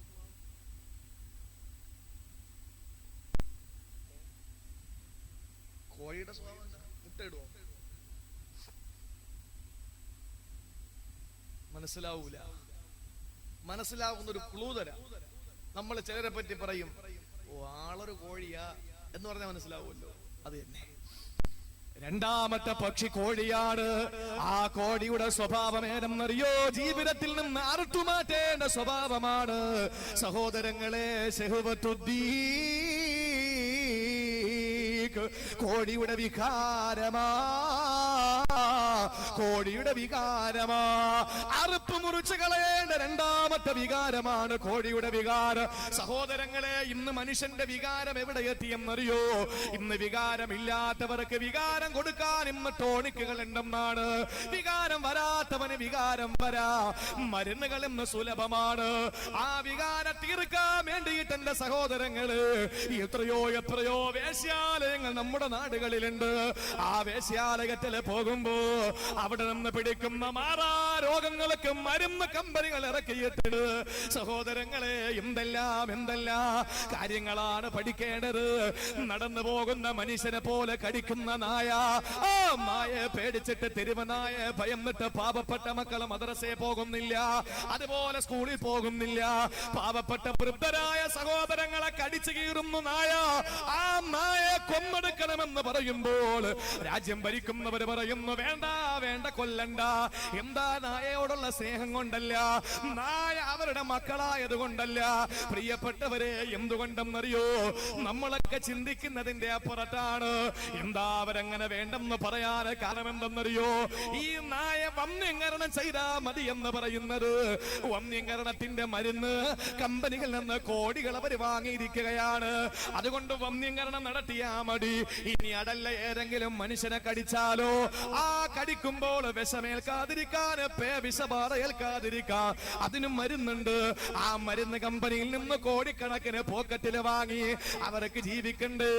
അതുകൊണ്ടാണ് പട്ടിയെ കൊല്ലണ്ട എന്ന് പറയുന്നത്. ഒന്നീകരണത്തിന്റെ മരുന്ന് കമ്പനിയിൽ നിന്ന് ശമ്പളം പറ്റുന്നു. അതുപോലെ തന്നെ പേവിസബാധയെ കാതിരിക്കാനുള്ള മരുന്ന് കമ്പനിയിൽ നിന്ന് കോടികൾ പോക്കറ്റ് മണിയായി വാങ്ങുന്നു. അങ്ങനെ രാജ്യത്തെ അച്ചാരം വാങ്ങിയിട്ട് തീരെഴുതി കൊടുത്ത് സഹോദരങ്ങളെ ഇല്ലാത്ത നിയമങ്ങളെ കൊണ്ടുവന്ന് പാവപ്പെട്ടവനെ കൊന്നൊടുക്കിക്കൊണ്ടിരിക്കുമ്പോ മനസ്സിലാക്കണേ, അല്ലാഹുവേ, വികാരമെന്ന് പറയുന്നത് നടന്നു പോകുന്ന 3 വയസ്സുകാരിയോട് പോലും 66 വയസ്സുകാരൻ മൃഗീയമായി പീഡിപ്പിക്കുന്ന കാലമല്ലേ. ഇന്നൊരു പെണ്ണിനിറങ്ങി നടക്കാൻ കഴിയുന്നില്ല. ഇന്നൊരു പെണ്ണിന് സന്തോഷത്തോടെ സ്വസ്ഥമായിട്ട് ഒരു പേടിയുമില്ലാതെ നടന്നു പോകാൻ കഴിയൂല. പ്രിയപ്പെട്ടവരെ, പേടിയാണ്. സ്വന്തം മകളെ വാപ്പാന്റെ അടുത്ത് കിടത്താൻ കഴിയൂല. കാരണം എത്രയോ സ്ഥലത്താണ് സ്വന്തം മക്കളെ വാപ്പമാര് ബലാത്സംഗം ചെയ്തിരിക്കുന്നത്. സ്വന്തം ഉമ്മാന്റെ അടുത്ത് പൊന്നുമക്കളെ കിടത്താൻ കഴിയാത്ത കാലമാണ്. എന്തുകൊണ്ടെന്നറിയോ? എത്രയോ ഉമ്മമാരെയാണ് മക്കള് പീഡിപ്പിച്ചത്. അല്ലാഹുവേ, സത്യമാണ്, കള്ളം പറയുന്നതല്ല. വ്യക്തമായ തെളിവുകളുണ്ട്. പ്രിയപ്പെട്ടവരെ, വേറെ എങ്ങും പോണ്ട, കേരളത്തിലുണ്ട്. ആങ്ങളെയും പെങ്ങളെയും ഒരുമിച്ച് ഒരു വീട്ടില് കിടത്താൻ കഴിയൂല. എന്തുകൊണ്ടെന്നറിയുമോ? അവർ രണ്ടുപേരും ശാരീരികമായ ബന്ധപ്പെട്ട കാലമാണ്. അതുകൊണ്ട് സഹോദരങ്ങളെ, വല്ലാതെ മനുഷ്യന്റെ വികാര പൊട്ടിവിടരുമ്പോ ശഹവത്തുദ്ദീക്ക് കോഴിയുടെ വികാര അറുപ്പ് മുറിച്ച് കളയണമെന്ന് പഠിപ്പിക്കുമ്പോ എങ്ങനാ നമുക്ക് കഴിയാതിരിക്കാ? സഹോദരങ്ങളെ, ഒരു യുവാവിനെ നിങ്ങൾക്ക് ഞാൻ പരിചയപ്പെടുത്തി തരാ. ആ യുവാവിന്റെ വൈകാരികമായ അനുഭവങ്ങളോടുള്ള വിയോജിപ്പ്, വികാരത്തിനോടുള്ള അദ്ദേഹത്തിന്റെ വിയോജിപ്പ് വല്ലാതെ വാഴ്ത്തപ്പെടേണ്ടതാണ്, പുകഴ്ത്തപ്പെടേണ്ടതാണ്. ആരാണ് യുവാവെന്നറിയോ? അദ്ദേഹത്തെ പോലെ സൗന്ദര്യം ലോകത്തൊരാൾക്കുമില്ല. എത്ര സുന്ദരനാണ്! 14 രാവിന്റെ പൗർണമിയെ പോലെ സൗന്ദര്യമാണ്. എന്തോരഴകാ, വല്ലാത്ത സൗന്ദര്യമാണ് ആ ചെറുപ്പക്കാരന്. ആ ചെറുപ്പക്കാരനോ നാട്ടിലെ അടിമയാണ്.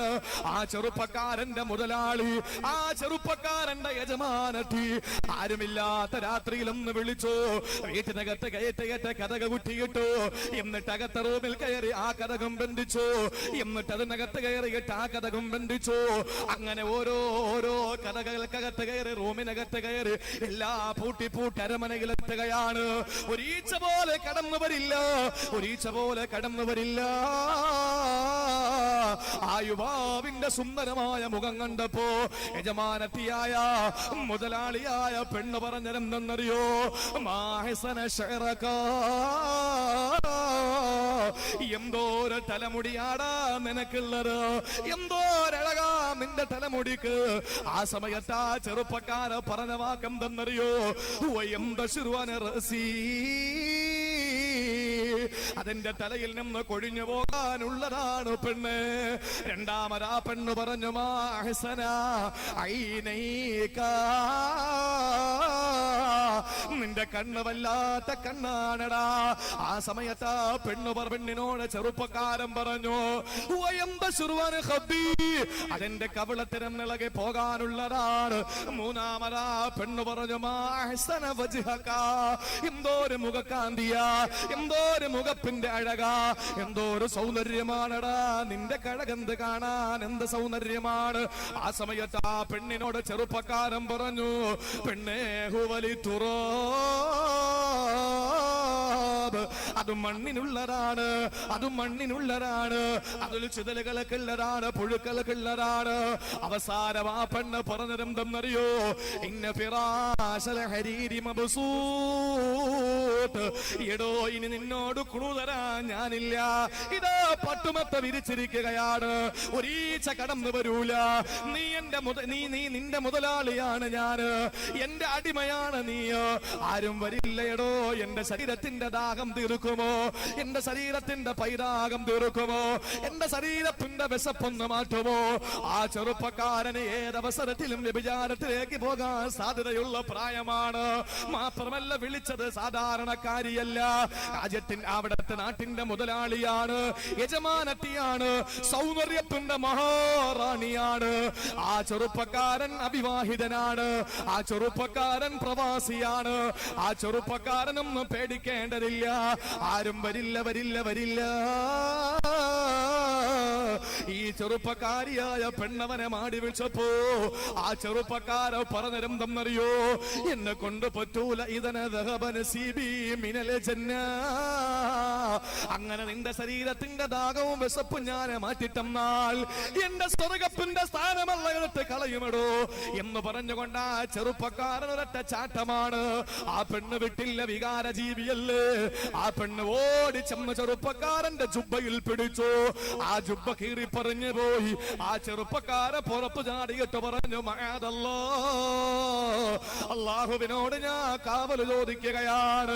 ഇങ്ങനെ കഴിയോ ചെറുപ്പക്കാരാ, ഇങ്ങനെ കഴിയോ ചെറുപ്പക്കാരാ. ഇന്നും ആ പെണ്ണിനത്തെ പോലെ പെണ്ണുങ്ങളില്ല, ഇന്നും ആ പെണ്ണുങ്ങളെ പോലെ വഴിതെറ്റിയ പെണ്ണുങ്ങളില്ല, ഒരു മനുഷ്യനെ ഇല്ലായ്മ ചെയ്യാൻ ഓടി നടക്കുന്ന പെണ്ണുങ്ങളില്ല. എന്തേ ചെറുപ്പക്കാരാ നിനക്ക് മാറാൻ കഴിയുന്നില്ല? അല്ലാഹുവേ നിന്നോട് കാവൽ ചോദിക്കുന്നു എന്ന് പറഞ്ഞ് പുറപ്പു ചാടിയ ചെറുപ്പക്കാരന്റെ കഥ ഏതെങ്കിലും സീരിയലിൽ വന്ന കഥയല്ല, കഥയില്ലൊരു ജീവിതത്തിൽ വന്ന കഥയല്ല, ഹിനാവും കണ്ണീരിലും വന്ന കഥയല്ല, ഇതേതെങ്കിലും വാറോലയിൽ വന്ന കഥയല്ല, ഇതേതെങ്കിലും സിനിമയുടെ തിരക്കഥയല്ല. ഇതേതെങ്കിലും കഥയും അറിയോ? അല്ലാഹുവിന്റെ പരിശുദ്ധ ഖുർആൻ. ഈ കഥ പറഞ്ഞിട്ട് പരിശുദ്ധ ഖുർആൻ പറഞ്ഞത് ഇതാണ് അഹ്സനുൽ ഖസസ്, അടിപൊളി ചരിത്രം ഇതാണ്, ഏറ്റവും നല്ല ചരിത്രം ഇതാണ്. അത് യാക്കൂബ് നബിയുടേതല്ല, അത് ലൂത്ത് നബിയുടേതല്ല, അത് ഇബ്രാഹിം നബിയുടേതല്ല, അത് ഈസ നബിയുടേതല്ല, അത് മൂസ നബിയുടേതല്ല. ഏറ്റവും നല്ല ചരിത്രം ഈ മനുഷ്യന്റെ ചരിത്രമാണ്. ആരാണ് മനുഷ്യനെന്നറിയോ? ആരാണ് ചെറുപ്പക്കാരനെന്നറിയോ? ഒരു അധ്യായം മുഴുവനും ആ ചെറുപ്പക്കാരന് വേണ്ടി അല്ലാഹു മാറ്റി വെച്ചു. ആ ചെറുപ്പക്കാരന്റെ പേര് തന്നെ അധ്യായത്തിന് കൊടുത്തു. ആരാണ്? മറ്റാരുമല്ല, സൗന്ദര്യത്തിന്റെ മകുടോദാഹരണമേ, നബിയുല്ലാഹി യൂസുഫ് അലൈഹിസ്സലാം. യൂസുഫ് നബി അലൈഹിസ്സലാത്തു വസ്സലാം. നിങ്ങൾ ആലോചിക്കണം, അദ്ദേഹം ഒരു അവിവാഹിതനാണ്, ഒരാള് ചോദിക്കാനില്ല, അദ്ദേഹം പ്രവാസിയാണ്. അപ്പോഴാണല്ലോ നമ്മൾ കൂടുതൽ വെള്ളം അടിച്ചു പോകുന്നത്, അപ്പോഴാണല്ലോ കൂടുതൽ വിഭജിച്ചു പോകുന്നത്. ആരുമില്ല. എയർപോർട്ടിൽ ചെന്നിരുന്നാൽ ഒന്നിങ്ങനെ പരതി നോക്കും, ആരുമില്ല, രക്ഷപ്പെട്ടു. ഫ്ലൈറ്റ് കയറിയാൽ ഇങ്ങനെ ഒന്ന് പരതും, ആരുമില്ല. കമ്പറ്റിക്കാരില്ല, വാപ്പയില്ല, കൊച്ചാപ്പയില്ല, കെട്ടാൻ പോകുന്ന പെണ്ണിന്റെ വാപ്പയില്ല, ആരുമില്ല, ആരുമില്ല. എല്ലാം കുറെ ഇംഗ്ലീഷ് പറയുന്നവരും തമിഴ് പറയുന്നവരും ഒക്കെയാ. സ്വസ്ഥതയായി കുറെ കഴിയുമ്പോൾ ബെൽറ്റൊക്കെ ഇട്ട് സാധനം അങ്ങോട്ട് പൊങ്ങാനൊരുങ്ങുമ്പോ തുണി ഉടുത്തതും ഉടുക്കാത്തതുമായ പെണ്ണുങ്ങൾ ഇങ്ങനെ വണ്ടിയിൽ കൊണ്ടുവരും. കൊണ്ടുവന്നിട്ട് പറയും ഇഷ്ടമുള്ളത് എടുക്കാം. അപ്പോഴെ തന്നെ അവിടെ അനൗൺസ് മുഴങ്ങും, ഇനി ബെൽറ്റ് കഴിച്ചോളി, അള്ളാന്റെ പരിധി വിട്ടു, ഇനി നിങ്ങൾക്ക് എന്തു ആവാം, കുഴപ്പമില്ല. അങ്ങനെ ബെൽറ്റ് കഴിച്ചിരിക്കുമ്പോഴാണ് ആ സാധനം മുമ്പിലോട്ട് കൊണ്ടുവരുന്നത്. ഒന്നുകൂടെ നോക്കൂ, ആരെങ്കിലും ഉണ്ടോ? ആരുമില്ല. 4 മണിക്കൂർ വേണം യാത്ര ചെയ്യാൻ എയർ ഫ്ലൈറ്റിൽ അവിടെ എത്താൻ. അല്പം വാങ്ങി അങ്ങോട്ട് കഴിച്ചിട്ട് ഒരൊറ്റ ഉറക്കമാണ്. അതോടുകൂടി അവന്റെ കുടിയുടെ ആരംഭമായി. അള്ളാഹു കാത്തു രക്ഷിക്കട്ടെ. ആരുമില്ലാത്തപ്പോഴാണ് എന്റെ പ്രിയപ്പെട്ടവരെ നമ്മൾ സൂക്ഷിക്കേണ്ടത്. നമ്മളെ അള്ളാഹു കാത്തു രക്ഷിക്കട്ടെ. അതുകൊണ്ട് വികാര ജീവികളായ എത്രയോ മഹിളാരത്നങ്ങളുടെ കഥ പറയാനുണ്ട്. പെണ്ണുങ്ങളെ ഞാൻ ആക്ഷേപിക്കുകയല്ല. എത്രയോ മഹിളാരത്നങ്ങൾ തങ്ങളുടെ ശരീരത്ത് സാറാബിയുടെ ശരീരത്തിലോട്ട് കടന്നു പിടിക്കാൻ വന്നപ്പോൾ, രാജാവ് കടന്നു പിടിക്കാൻ വേണ്ടി വന്നപ്പോ പറഞ്ഞു, പടച്ചവനെ, ഞാൻ എന്റെ ശരീരം എന്റെ ഭർത്താവിനല്ലാതെ കൊടുത്തിട്ടില്ല. അത് നിന്റെ അടുക്കൽ പുണ്യകരമായ കാര്യമാണെങ്കിൽ ഈ ധിക്കാരിയായ ഭരണാധികാരിയിൽ നിന്ന് രക്ഷപ്പെടുത്തണേ അല്ലാഹ്. സാറാബി ഒരൊറ്റ ദുആ അങ്ങോട്ട് ചെയ്തതേ ഉള്ളൂ. രാജാവിന് വിറയൽ വന്നങ്ങ് വീണു. രാജാവ് വീണ്ടും ചാടി എഴുന്നേറ്റു. രാജാവ് കിടന്നിട്ട് പറഞ്ഞു, സാറാ, ഇനി ഞാൻ നിന്നെ തൊടൂല. ഭാവനെ പിടിച്ചതുപോലെയല്ല, ഭാവനെ രക്ഷിക്കാൻ ലാലുണ്ടായിരുന്നു. പക്ഷെ ഇവിടെ ആരും വേണ്ട, അള്ളാഹു നേരിട്ട് രക്ഷിക്കുകയാണ്. സഹോദരങ്ങളെ, ദുആ ചെയ്തു സാറ, അള്ളാഹുവേ, ഇയാൾ ഇനി എന്നെ ഒന്നും ചെയ്യൂല, നീ അദ്ദേഹത്തിന്റെ ആരോഗ്യം കൊടുക്കും. എണീറ്റപ്പോഴും സാറാബിയുടെ സൗന്ദര്യം കണ്ടപ്പോൾ വല്ലാത്തൊരു വൈകാരികത. കൈ ഇങ്ങനെ നീട്ടി വീണ്ടും, റബ്ബേ, അള്ളാഹുവേ, നീ പണി കൂടെ പടച്ചോനെ. ഒറ്റ പണി പെടഞ്ഞവിടെ വീണു. കിടന്നിട്ട് പറഞ്ഞു, എടി, ഇനി ഞാൻ നിന്നെ തൊടൂല. മൂന്നാമത് എഴുന്നേപ്പിച്ച് നിർത്തി. എന്നിട്ട് പട്ടാളക്കാരെ വിളിച്ചിട്ട് പറഞ്ഞു, എവളവിടെ ഇറക്കിക്കൊണ്ടുപോ, എവളും മനുഷ്യരല്ല, എന്തോ ജിന്നോ വല്ലതുമാണ്, ഇവിടെ നിന്ന് പിടിച്ചോണ്ട് പൊക്കോളാൻ പറഞ്ഞു. സാറാബി പറഞ്ഞു, അങ്ങനെ പോണില്ല, നീ പിടിക്കാനുള്ള പിടിച്ചിട്ടേ ഞാൻ പോണുള്ളൂ, നീ പിടിച്ചോ, നിന്റെ ആഗ്രഹമില്ല, നീ പിടിച്ചോ. രാജാവ് പറഞ്ഞു, വേണ്ട, പിടിച്ചു മാറ്റാൻ പറഞ്ഞു. ഞാൻ പോകൂല. നിന്റെ ആഗ്രഹം നടക്കട്ടെ. അവസാനം എന്റെ പ്രിയപ്പെട്ട സഹോദരിമാരെ ചിന്തിക്കുക, സഹോദരങ്ങളെ ചിന്തിക്കുക. എങ്ങനെയെങ്കിലും ഒന്ന് പോയാ മതി എന്ന് രാജാവ് പറഞ്ഞു. ഒരു സമ്മാനം തന്നാലെങ്കിലും പോവോ? എന്ത് സമ്മാനം? ഒരു പെണ്ണിനെ കൂടെ അങ്ങ് തന്നേക്കാം. അങ്ങനെ ഒരു കറുത്ത പെണ്ണിനെ കൂടെ കൊടുത്തു. ആ പെണ്ണിനെയും കൊണ്ട് സാറാ ബിബി ഇബ്രാഹിം നബിയുമായിട്ട് യാത്ര തുടർന്നു. ആ കറുത്ത പെണ്ണാരാ? ആ പെണ്ണാണ് ബിബി ഹാജിറ റളിയല്ലാഹു അൻഹ. ഇവിടെ മനസ്സിലാക്കാനുള്ളത്, തന്റെ ശരീരം തന്റെ ഭർത്താവിന് മാത്രം കൊടുത്തപ്പോൾ ഒരാപത്ത് ഘട്ടത്തിൽ എന്തുണ്ടായി? നിങ്ങൾ ചിന്തിക്ക് സഹോദരങ്ങളെ, ഉറങ്ങരുത്. തന്റെ ശരീരം വേറെ ആർക്കും കൊടുക്കാത്ത ഒരു സാഹചര്യം ഉണ്ടായപ്പോൾ മറ്റൊരുത്തനെ കടന്നു പിടിക്കാൻ ശ്രമിച്ചപ്പോ ദുആ ചെയ്തു, നിങ്ങളുടെ ശരീരം വേറെ ആരും തൊട്ടിട്ടില്ല, കണ്ടിട്ടില്ല എങ്കിൽ നിങ്ങൾക്ക് നാളെ ഒരു ആപത്ത് നിങ്ങൾക്ക് വരുമെന്ന് പേടിയുണ്ടെങ്കിൽ നിങ്ങൾക്ക് ദുആ ചെയ്യാം. എന്നിട്ട് പറയാം, അല്ലാഹുവേ, എന്റെ ശരീരം പല ഘട്ടങ്ങളിലും ഞാൻ തെറ്റിലേക്ക് പോകുന്ന സാഹചര്യത്തിലും ഞാൻ എന്റെ ശരീരം ഞാൻ മറ്റാർക്കും കാണിച്ചു കൊടുത്തിട്ടില്ല. ഇതൊന്നും ഒരു സാധനമൊന്നും അല്ല. എന്ത് ശരീരം? ഇതൊക്കെ മണ്ണല്ലേ, മരിച്ച നാറുന്ന സാധനമല്ലേ. എന്താഗ്രഹം മനുഷ്യന്? അതാണ് എല്ലാം, അതിനോടാ താല്പര്യം. ഏറ്റവും നല്ല നിങ്ങൾ ചിന്തിക്കുന്നു, ഇന്ന് മനുഷ്യൻ എന്തിനാ തല്ലിവിടുന്നത്? നേരത്തെ ഞാൻ പറഞ്ഞില്ല, കാബീല് ഹാബീലിനെ കൊന്ന എന്തിനാണ്? ഒരു പെണ്ണിന്. ഞാനത് പറയുന്നതുകൊണ്ട് വിഷമം തോന്നരുത്. ഉലമാക്കൾ പഠിപ്പിക്കുന്നു, വെറും വൃത്തികെട്ട ഒരു അവയവത്തിനു വേണ്ടിയിട്ട് മനുഷ്യനെന്ന് ചാവുകയാണ്, മരിക്കുകയാണ്. ഒരു വൃത്തികെട്ട അവയവത്തിന്, അവന്റെ വികാര പൂർത്തീകരണത്തിന് വേണ്ടിയിട്ട് മനുഷ്യൻ അവൻ കഴിക്കാൻ ആഗ്രഹിക്കുന്ന ഏറ്റവും നല്ല പാനീയം ഏതാണ്? പറയും. ഏറ്റവും നല്ല പാനീയം അള്ളാഹു ഇറക്കിയതിന് ഏറ്റവും നല്ല പാനീയം ഏതാണ്? സവനപ്പ. ഏറ്റവും നല്ല പാനീയം ഏതാണ്? ഖുർആൻ പറഞ്ഞല്ലോ. ഏതാണ്? തേൻ. ആ തേൻ എവിടെന്നാ വരുന്നേ? തേനീച്ചയുടെ വിസർജ്യമല്ലേ പ്രിയപ്പെട്ടവരെ? ഏറ്റവും നല്ല മണമുള്ള കസ്തൂരി, അത് കസ്തൂരി മാനിന്റെ പൊക്കിൽ കൊടിയിൽ നിന്ന് വിടുന്നതല്ലേ? ഏറ്റവും നല്ല വസ്ത്രമായ പട്ട്, അത് പട്ടുനൂൽ പുഴുവിന്റെ വിസർജ്യമാണ്. ഇതാണ് ദുനിയാവ്. അള്ളാഹു വിലക്കിയ കനി തിന്ന് വയറിനങ്ങോട്ട് എരച്ചില് വന്നപ്പോ, വയറിന് വല്ലാത്ത അസ്വസ്ഥത വന്നപ്പോ ആദം നബി അലൈഹി സ്വലാത്തു വസ്സലാമിന്റെ വയറിനൊക്കെ ഒരു അസ്വസ്ഥത. കാരണം അവിടെ ഈ ബാത്റൂമിൽ പോക്കൊന്നും ഇല്ലല്ലോ. അവിടെ പിന്നെ കക്കൂസി പോക്കും മൂത്രൊഴുപ്പും, ബാത്റൂമിൽ പോക്കും, ടോയ്ലറ്റിൽ പോക്കും, മൂക്ക് ചീറ്റലും തുപ്പലൊന്നും സ്വർഗത്തിയില്ലെന്ന് മുഹമ്മദ് മുസ്തഫ. ഏമ്പക്ക മാത്രമേ ഉള്ളൂ. ഏമ്പക്കത്തിലൂടെയാണ് എല്ലാ വിസർജനം. ആ ഏമ്പക്കത്തിന് കസ്തൂരിയുടെ വാസന ഉണ്ടെന്ന് ഷഫീഉനാ മുഹമ്മദ് മുസ്തഫ. എന്റെ പ്രിയപ്പെട്ടവരെ, ഇതൊന്നുമില്ല. വിലക്കപ്പെട്ട കനി നിന്നപ്പോ വയറിനകത്തൊരു വെപ്രാളം തുടങ്ങി. ആദം നബിയോട് അള്ള പറഞ്ഞു, ഇവിടെ കക്കൂസൊന്നുമില്ല, വേണമെങ്കിൽ പോയിട്ട് വരാൻ പറഞ്ഞു. അങ്ങനെ ആദം നബി കക്കൂസി പോകാൻ വേണ്ടി വന്നതാണ് ദുനിയാവ്. ഇത്രേ ഉള്ളൂ. അള്ളാഹു നമുക്ക് മനസ്സിലാക്കാനുള്ള ബോധം തരട്ടെ. അതുകൊണ്ട് സഹോദരങ്ങളെ, വികാരത്തോട് വിട പറഞ്ഞുകൊണ്ട് പടച്ചതമ്പുരാൻ യൂസുഫ് നബി അലൈഹിസ്സലാത്തു വസ്സലാമിന്റെ കഥ പറയുമ്പോൾ സഹോദരങ്ങളെ, നമുക്ക് ചിന്തിക്കാൻ ഒരുപാട് കഥകളതിനകത്തടങ്ങിയിട്ടുണ്ട്. പറയാൻ നമുക്ക് സമയമില്ല. എത്രയോ മഹാരഥന്മാരാ. നിങ്ങൾക്കറിയുമോ ഹാത്തമുൽ അസ്സം റളിയല്ലാഹു അൻഹു? അദ്ദേഹത്തിന്റെ പേരിന്റെ അർത്ഥം അറിയുമോ? ഹാത്തമുൽ അസ്സം എന്ന് പറഞ്ഞ ചെകിട് പൊട്ടനാ ഹാത്തമെന്നാണ്. അദ്ദേഹത്തിന് മറ്റൊരു പേരുണ്ട്, ഹാത്തമുൽ അഅ്മാ, കണ്ണ് കണ്ടുകൂടാത്ത അമ്പനായ ഹാത്തമെന്നാണ്. എന്താ പേര് കിട്ടാൻ കാരണമെന്നറിയുമോ? ഹാത്തം ഒരിക്കലും അമ്പനല്ല, ബദിരനല്ല, മൂകനല്ല. മിണ്ടാൻ കഴിയും, കാണാൻ കഴിയും, കേൾക്കാൻ കഴിയുന്ന നല്ല ആരോഗ്യ പിടകാപ്രനായ മനുഷ്യനാണ്. ഈ ഹാത്തമുൽ അസ്സമിന് പേര് വരാനുള്ള കാരണം എന്തെന്നറിയോ? ഒരു ദിവസം നടന്നു വരുമ്പോൾ പാടയോരത്ത് കുറെ പെണ്ണുങ്ങൾ നിൽക്കുകയാണ്. ആ പെണ്ണുങ്ങളെ കണ്ടപ്പോ ഹാത്തമുൽ അസ്സം റളിയല്ലാഹു അൻഹു ചിന്തിച്ചു, റബ്ബേ, പെണ്ണുങ്ങളെ കാണേണ്ടി വരുമല്ലോ. ആ സമയത്ത് ഹാത്തം എന്ത് ചെയ്തെന്നറിയോ? കണ്ണ് കൂടാത്തവരെ പോലെ അഭിനയിക്കുകയാണ്. കണ്ണിറുക്കി അടച്ചുകൊണ്ട് കാലിങ്ങനെ തപ്പിത്തടഞ്ഞ് കാലിങ്ങനെ വേച്ച് നടക്കാൻ ഒരുങ്ങി. ആളുകള് ചെറുപ്പക്കാരത് കണ്ടുമുട്ടി.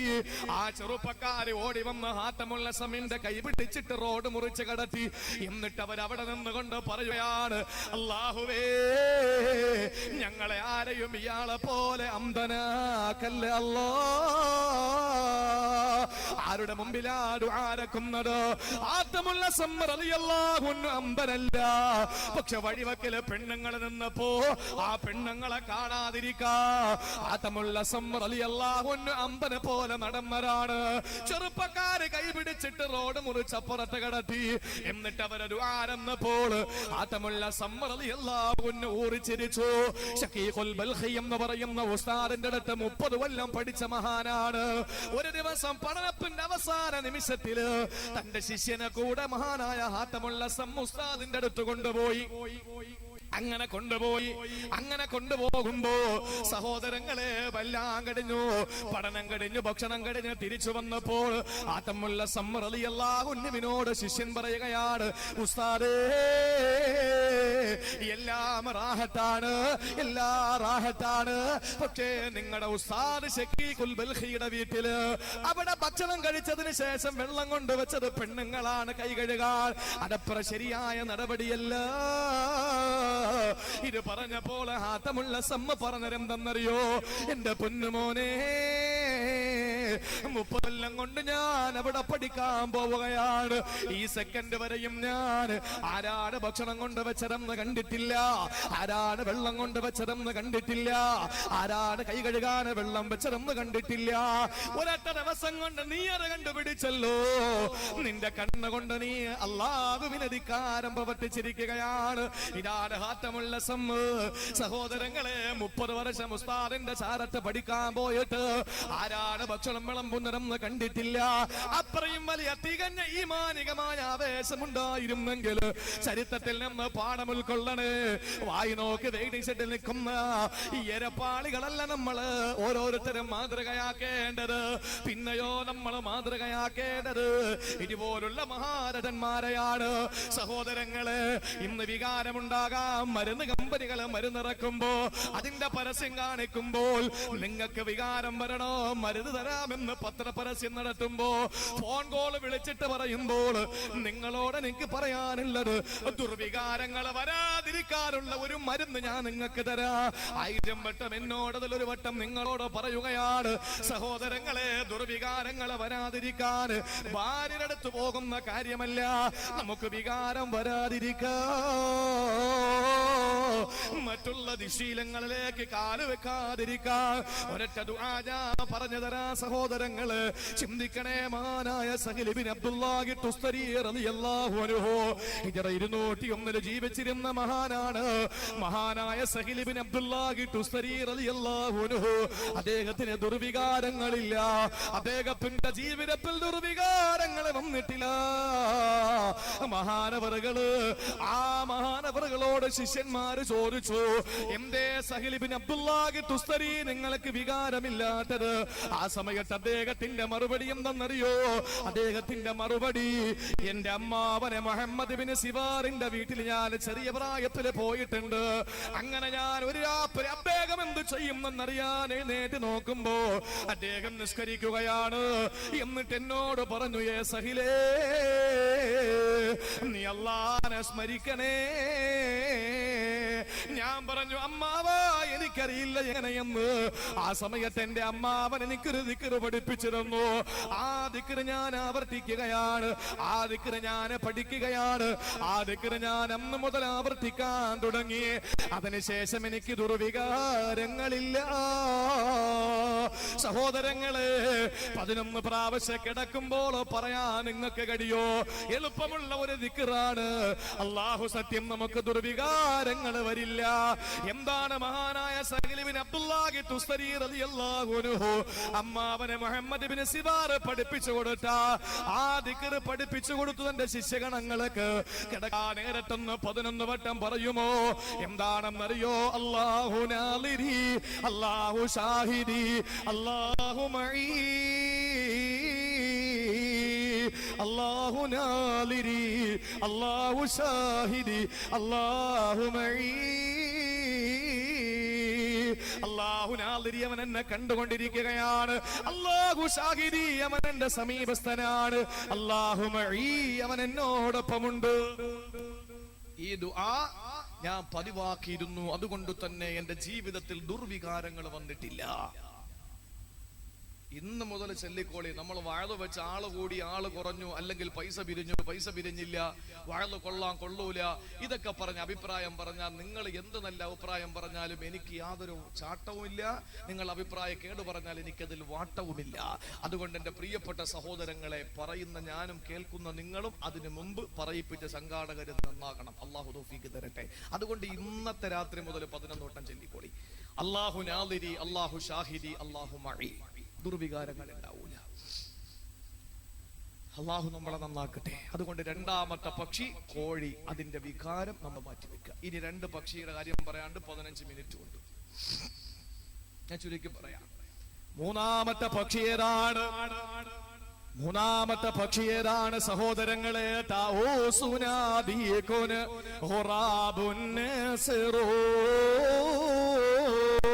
മൂന്നാമത്തെ പക്ഷി ഖുറാബ്, കാക്കയാണ്. കാക്കയുടെ സ്വഭാവം എന്താ? വീട്ടുമുറ്റത്ത് വന്ന് കാക്ക ഇരുന്നാൽ ആ കാക്കയ്ക്ക് നമ്മൾ അല്പം അരി നുള്ളിയിട്ട് കൊടുത്താൽ, അല്ലെങ്കിൽ ഗോതമ്പെടുത്ത് കുറച്ചിട്ട് കൊടുത്താൽ, ആ കാക്ക തിന്നുകൊണ്ട് വീണ്ടും വിളിക്കും, വീണ്ടും വിളിക്കും. അല്പം കൂടെ ഇട്ട് കൊടുത്താലും വിളിക്കും. ആ അരി കലം മുഴുവനും തട്ടിക്കൊടുത്താലും വിളിക്കും. കല്ലെടുത്ത് അവസാനം എറിഞ്ഞാൽ അത് അപ്പുറത്തെ വീട്ടിന്റെ മുമ്പ് പോയിരുന്ന് വീണ്ടും വിളിക്കും. എന്താ കാക്കയുടെ സ്വഭാവം? പറയും. കാക്കയുടെ സ്വഭാവം എന്താണ്? കാക്കയുടെ അത്യാഗ്രഹമാണ്, കാക്കയുടെ അത്യാഗ്രഹമാണ്. സഹോദരങ്ങളെ ചിന്തിക്കണേ, കാക്കയുടെ അത്യാഗ്രഹമാണ്. മൂന്നാമത്തെ പക്ഷി, അതിന്റെ സ്വഭാവം അത്യാഗ്രഹമാണ്. അത് ജീവിതത്തിൽ നിന്ന് അറുത്തു മാറ്റേണ്ടതാണ്. സുബ്ഹാനല്ലാഹ്, ഇന്ന് മനുഷ്യന്റെ സ്വഭാവം എന്താണ്? അല്ലാഹുവിന്റെ റസൂൽ പറഞ്ഞു, സ്വർണത്തിനാലുള്ള ഒരു ചരിവവന് കിട്ടിയാൽ രണ്ടാമത്തതിന് അവന് കൊതിക്കുന്നവരാണ്. 2 കിട്ടിയാൽ 3 കൊതിക്കുന്നവരാണ്. ഒരു വണ്ടി എടുത്താൽ രണ്ടാമത്തെ വണ്ടി കൊതിക്കും. ഒരു വീട് വെച്ചാൽ മറ്റൊരു വീട് കൂടി കൊതിക്കും. അങ്ങനെ മനുഷ്യന്റെ അത്യാഗ്രഹം തീരൂല. അവസാന റസൂലുള്ള പറയുകയാണ്,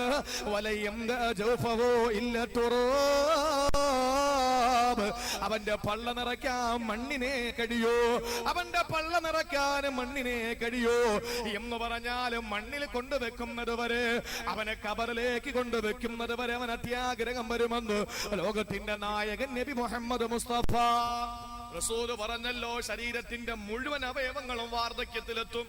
കാല് വയസ്സാവൂലേ? ആവൂലേ? കാല് വയസ്സാവും. ഇപ്പൊ നമ്മൾ കാല് പൊക്കടാന്ന് പറഞ്ഞാൽ കാല് പൊക്കും, താക്കടാന്ന് പറഞ്ഞാൽ കാല് താക്കും, ഇങ്ങോട്ട് ആക്കടാന്ന് പറഞ്ഞാൽ അങ്ങോട്ട് പോകും. പക്ഷെ പ്രായമായി കഴിഞ്ഞാൽ കാല് പൊക്കടി എന്ന് പറയേണ്ടി വരും. കാരണം എന്താ? ഭാര്യ പിടിച്ചിട്ട് പൊക്കണം, അല്ലാതെ പൊങ്ങൂല, അല്ലാതെ പൊങ്ങൂല. കൈ വാർദ്ധക്യത്തിലെത്തൂലേ? കൈ, മക്കളെ ഒന്ന് കൈ എടുത്ത് അങ്ങോട്ട് വെച്ച് ഇങ്ങനെ അവസാനം പൊക്കിയെടുത്ത് വെക്കേണ്ടി വരും. തല അനങ്ങൂല. കണ്ണ് വാർദ്ധക്യത്തിലെത്തും, കാഴ്ച നഷ്ടപ്പെടും. കാത് വാർദ്ധക്യത്തിലെത്തും. എന്തിനേറെ അവന്റെ തൊലി പോലും വാർദ്ധക്യത്തിലെത്തും. വട്ടി വരണ്ട വയലേലകൾ പോലെ വിണ്ടു കീറും.